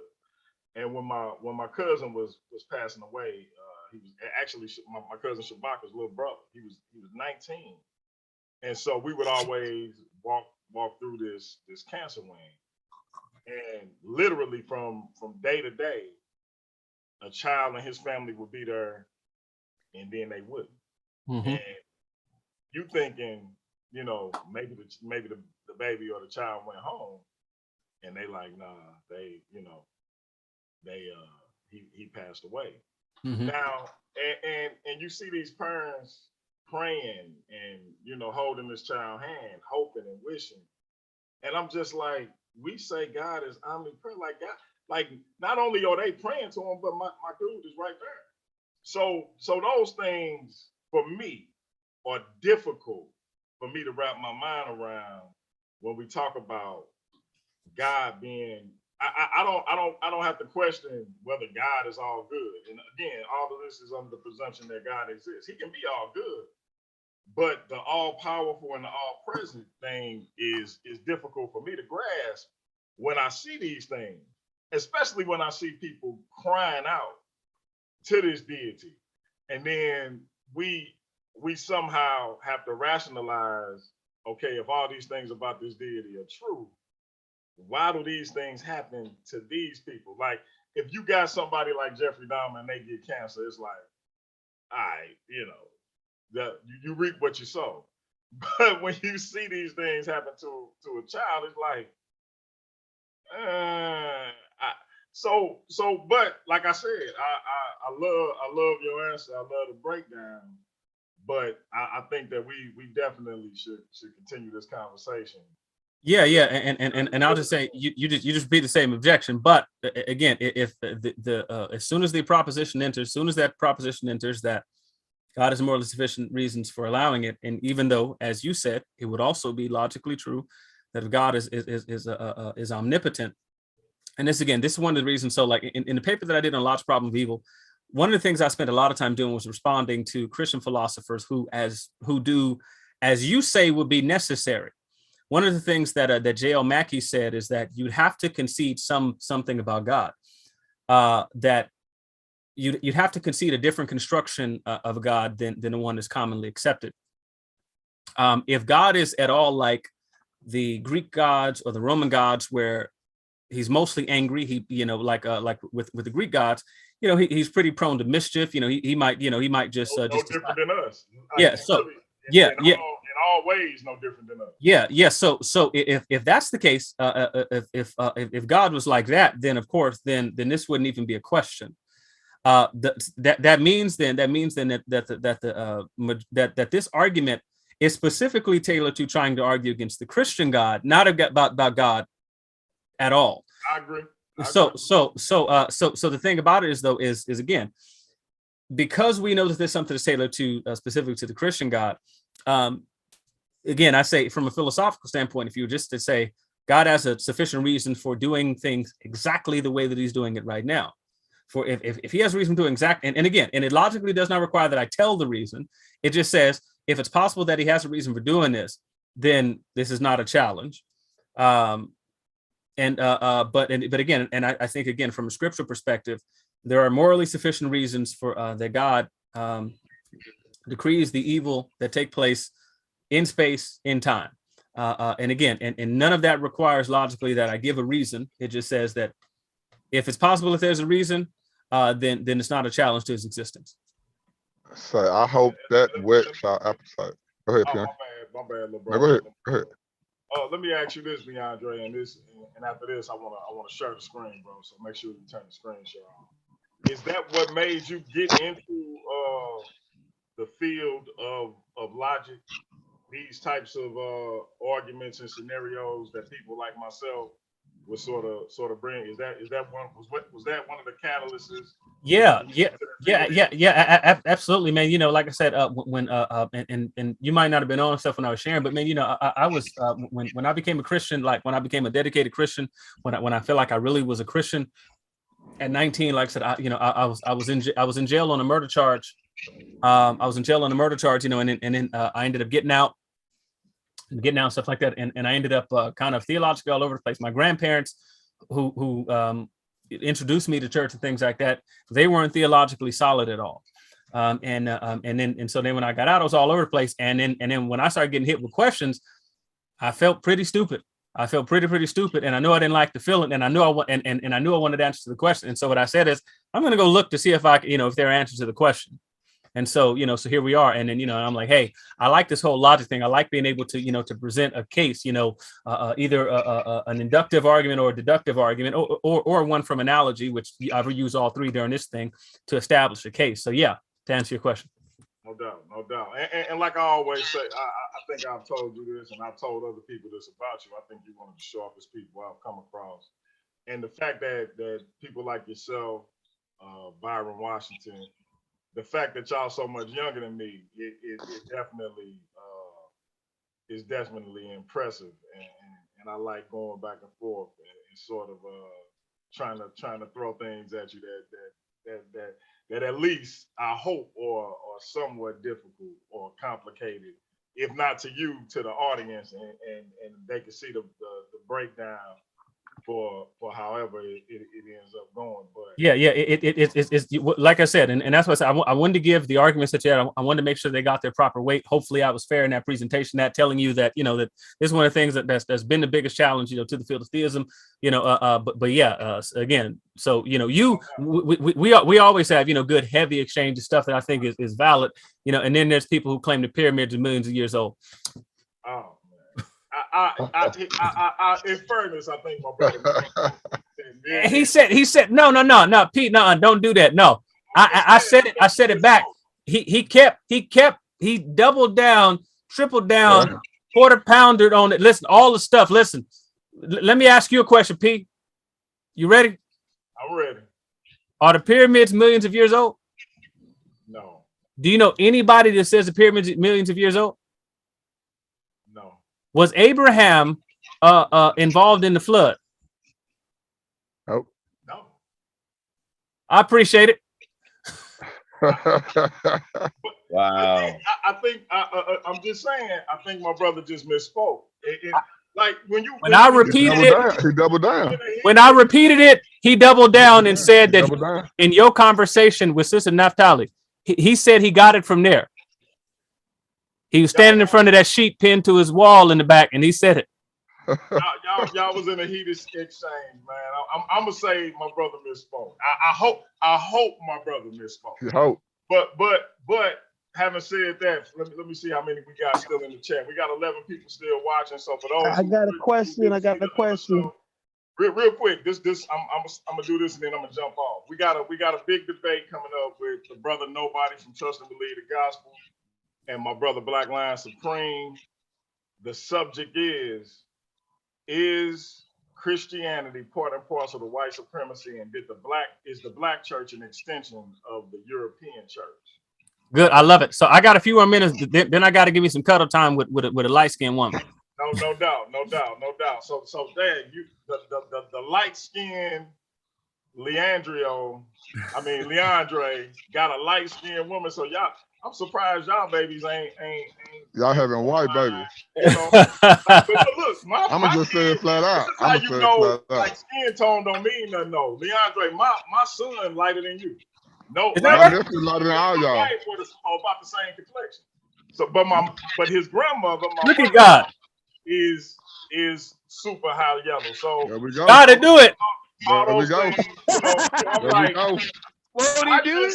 I just hope he embraced this, and I ain't got to deal with him having the samurai bun, and then my man over here having the dude hairstyle from Hustle and Flow, talking about Nobody from Trust and Believe the Gospel. That's how y'all know I'm finna kill that boy Black Lion Supreme in this debate, because just what Bianca said, all that stuff don't really matter when it comes down to it. It don't change nothing. But let me play this quick trailer for this debate on January 15th, and then I'm out. But LeAndre, salute. I look forward to having another conversation, my brother. Hey, I hope that wakes y'all appetite. Everybody who listening in the audience, y'all see these two brothers. Y'all see the level of intellectual capacity, man. That's the thing, intellectual capacity, man. Like, look at it. This is what we're trying to do over here.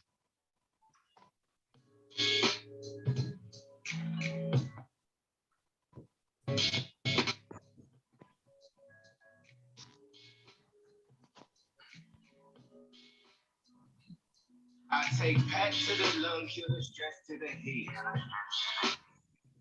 I'm trying to do more for the soul, way less for the bread.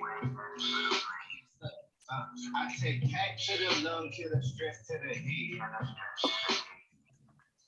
I see the things that they do way less than they say. It's a war on the real, baby, look outside. The war on the real, baby, look out. Cause it's a war on the real, baby, look outside. A war on the real, baby, look out. Cause it's a war on the real, baby, look outside. A war on the real, baby, look out. Cause it's a war on the real, baby, look outside. A war on the real, baby, look out. Can't be a real, might hit you cancel. The whole system need to dismantle. Coppers treat like the utmost wanted. Trying to rule the block, but I don't know what goes on. News got a story with a new take on me. Carrying out the window with a screw face on me. That's what it is. I hope y'all tune in January 15th. I have one final request. So what's that? What's that, Samurai Jack? Can you put that jig on that? What more can I say as we close out? You know what? I could probably say it a little bit. I got you. So I'm gonna let y'all brothers go ahead and finish up. And LeAndre, like I say, I look forward to you coming on more. I look forward to having more conversations between you and myself and you and other brothers. I actually think I want to put this out there. You did something that I haven't seen anybody else do. You frustrated my brother Google Scholar, but I actually think y'all could actually have a decent dialogue. So I just want to put that out there. Yeah, I haven't seen nobody frustrate my brother like that, but I just hope he Googles the definition. I've done it before you get on here. You know, you know, when you a samurai and you walking around with a katana, that's why, you know, when you said you was locked up, I'm like, I started to tell you, man, you can't walk around with no sword. Like, this ain't Kill Bill. Now he got them heaters, man. My brother's a gun enthusiast. But yeah, hey, I think you and Google Scholar could actually have a conversation. You and Zion as well. So, but go ahead, Zion. I walk around with samurai swords and nunchucks and stuff, though. I really do. I walk around with whip chains, Chinese stars, throwing darts and knives. I do that. War Child. What Zion is saying is War Child is not just a nickname. That's no, it's the real deal, man. It's the real deal. I'm gonna leave y'all to it, man. Like I said, LeAndre, salute, little bro. Good job. I'll get with y'all later. All right, yeah, y'all think ready to close out, man. We started this around about what 9, 10. It's 2 something in the morning, man. I mean, we should have started this around about 3 in the evening. So this 3 o'clock, man. LeAndre, what song you said you wanted to play in the background? Jay-Z, what? What more can I say? What more can I say? I like the way you answered that question about cancer. And that what you said was 100% true. Another way that I would have answered that, I would have been like, hey, walking through cancer wards and seeing all the people who go suffering and doing the bad things. What about the ones that did pray and that people survived cancer? What about the ones who did just as much praying and all that? And we can't forget that every prayer is not going to be answered. And I like to give an example for that. Jesus prayed to the Father that this cup shall pass from him. What the Father say? Didn't he still walk and do? Yeah. Now, of course, he had free will not to do it, but he was sent to earth to do the will of his Father. But when he prayed in his human flesh, the answer was no. So I was just saying that to say, just because you pray for something, don't mean that the prayer is going to get answered, and we can't use prayers that hasn't been answered as a way as to say why God is evil or isn't good or all good and all that, because God has more. God is attributed to more than just being all good. He's also attributed to being wrathful, to being jealous, to being this, to being that. So we can't just take one narrative about God and try to build a whole conclusion around God when there's more to that characteristic than just one thing. So I want to say that. But I was going to say, it was funny in the Woke Christians versus the conscious community group a while back. One of the things I did is I posted a study. I don't remember the author said it, but I posted a study one time, and it was like over 70% of doctors pray for these patients who are in there. And so, so you can talk about it from the perspective, of these patients, but not only are these doctors praying for these patients, but these doctors likewise believe in miracles. These doctors likewise have attested to the fact that these prayers have been answered in ways that are not medical miracles. So these are medical miracles and stuff. So I would agree with you with what you said. Yes, and I like that you brought that up, because we had a conversation the other day about that, and people were trying to say, well, do I believe in magic and all this and that? No. If I take my kid to a magic show and they saw the woman in half or make the elephant disappear under the blanket, no, I don't believe in that. But that's not the same as supernatural. That's not the same as miracles. Like you said, we have a such thing called medical miracles. And there are people who like to argue, science don't. Science is against miracles and all that. That's not true. Science don't speak on miracles. You will not find science nowhere, shape, or form saying that supernatural things do not happen. It says that they don't speak on those things because those things are not are repeatable for the most part. So that's what makes them supernatural. If something is repeatable, if I poke myself in the eye and my eye continues to water, then that means that it's natural for my eye to water. But if you poke me in the eye 100 times and my eye don't water, that's supernatural. It's unexpected from what the norm is. And science does not denounce that at all. And we know that when it comes to doctors and medicine and all that is a science. Doctors and science is not against miracles. They happen every single day. When a person have a wreck, when they get hit by an 18-wheeler and a car get crushed up smaller than a tin can, and a person walk out without a scratch on them, they can't tell you how it happened, but they can show you that it happened. That's called a miracle. So I just want to touch on that. But War Child, since you're a guest, let the people know where they can find you at, bro. Take about a minute and a half. And go close out, and then we're gonna let LeAndre close out. Yeah, I really appreciate this conversation, and the brother is very eloquent in his speech. I do want to pick up that conversation with you at some point dealing with the young earth, you know what I'm saying, theory. And I want to pick your brain on how you look at evolution, because from my perspective, and everybody has a perspective, you know what I'm saying, and the Most High leads us in very different directions oftentimes, but it doesn't it doesn't dismiss or invalidate, you know what I'm saying, how the Most High gives us understanding. So one of the things is, what was I going to say? It was real brief. I don't want to be too long. It was on the young earth theory that you was bringing up. And one of the things also is on omnipresence, because we never actually see omnipresence in the scriptures. However, what omnipresence is oftentimes placed upon the Most High's conscience or his capacity is because of omnipotence and omniscience. Because knowing all things, you would assume that everything is known unto the Most High. Doesn't mean that he's present at the same time. That's one of the arguments against that. Well, if God is everywhere, then why doesn't he stop things? There's a couple of other arguments to that we could pick up on another time dealing with that, because I think we're gonna write those down. We're gonna write both of those down. Yeah, and yeah, try to get together. Con. So yeah, that was real deep. So yeah, let's pick that up at another time if y'all don't mind. And y'all can catch me on Facebook, you know what I'm saying? Catch me Zion Waring, you know what I'm saying? Zion Waring, Waring. XION is, you know what I'm saying? You already know. Yeah, Much Zion, love, yeah. you know, man, you Facebook friends, bro. So you know the same thing that happened tonight. Hit me up, my brother, bro. This could be your show. LeAndre, I want to definitely chop it up with LeAndre again. Absolutely. All right, well, appreciate you. LeAndre, man, go and make any final comments and close out, and let the people know where they can find you at, my brother. I just want to say, you know, again, you know, when I enter the room, I'm ready for the smoke. Ready for the smoke, all the heat and everything that come with it. I believe that the Bible is defensible.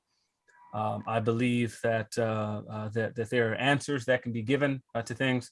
And again, I'm usually ready to present. I don't know everything, but I usually know enough.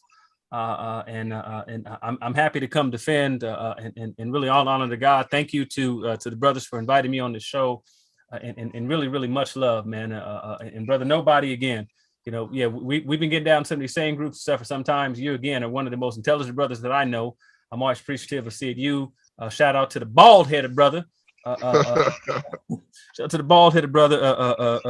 You know what I'm saying, for having me on this platform, man. So really thank y'all. I appreciate it. Yankee, bro, you got to say it today. No.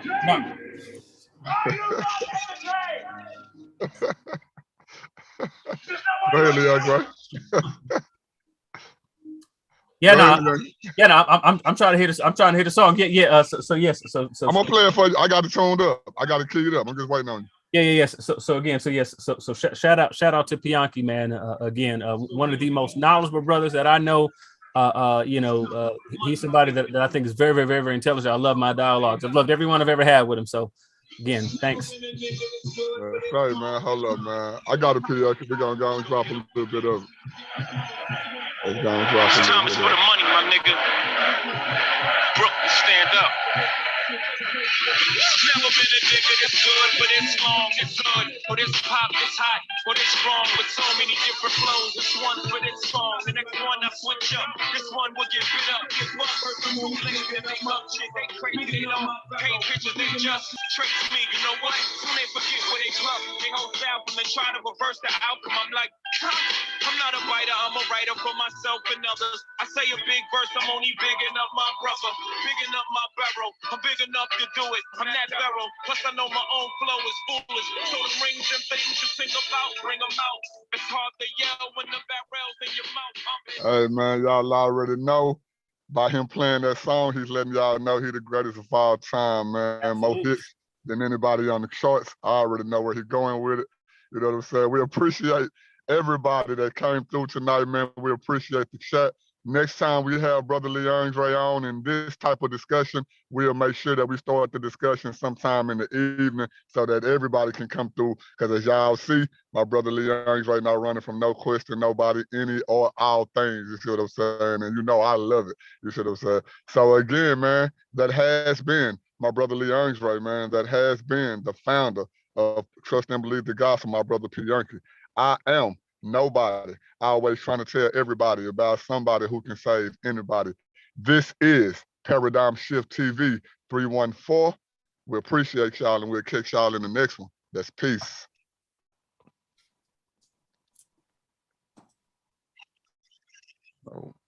Appreciate it, big dog. Bro, you see, like, Leon, bro, this is what it is, bro. I appreciate you coming on, man. Like, bro, please don't be no stranger, bro. Like, real talk, bro. Oh no, man. Listen, man. I'm more than happy to come on anytime, man. You just let me know, man. This was a lot of fun for me. Wasn't it fun, bro? Wasn't it fun? And then for me to be the co-host, I only been knowing Yankee about 2 years, bro. And I met him through Jerome Green.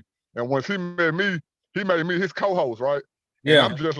And I'm just like although some of that stuff you heard him say tonight, he used to go to a Kemet shrine. He used to teach and all that. After meeting me, he's left all that stuff, bro. He didn't put all that stuff down. Some of the stuff that he's, actually let go. And I don't know half as much as people that I look up to, like you and Julius, stuff like that.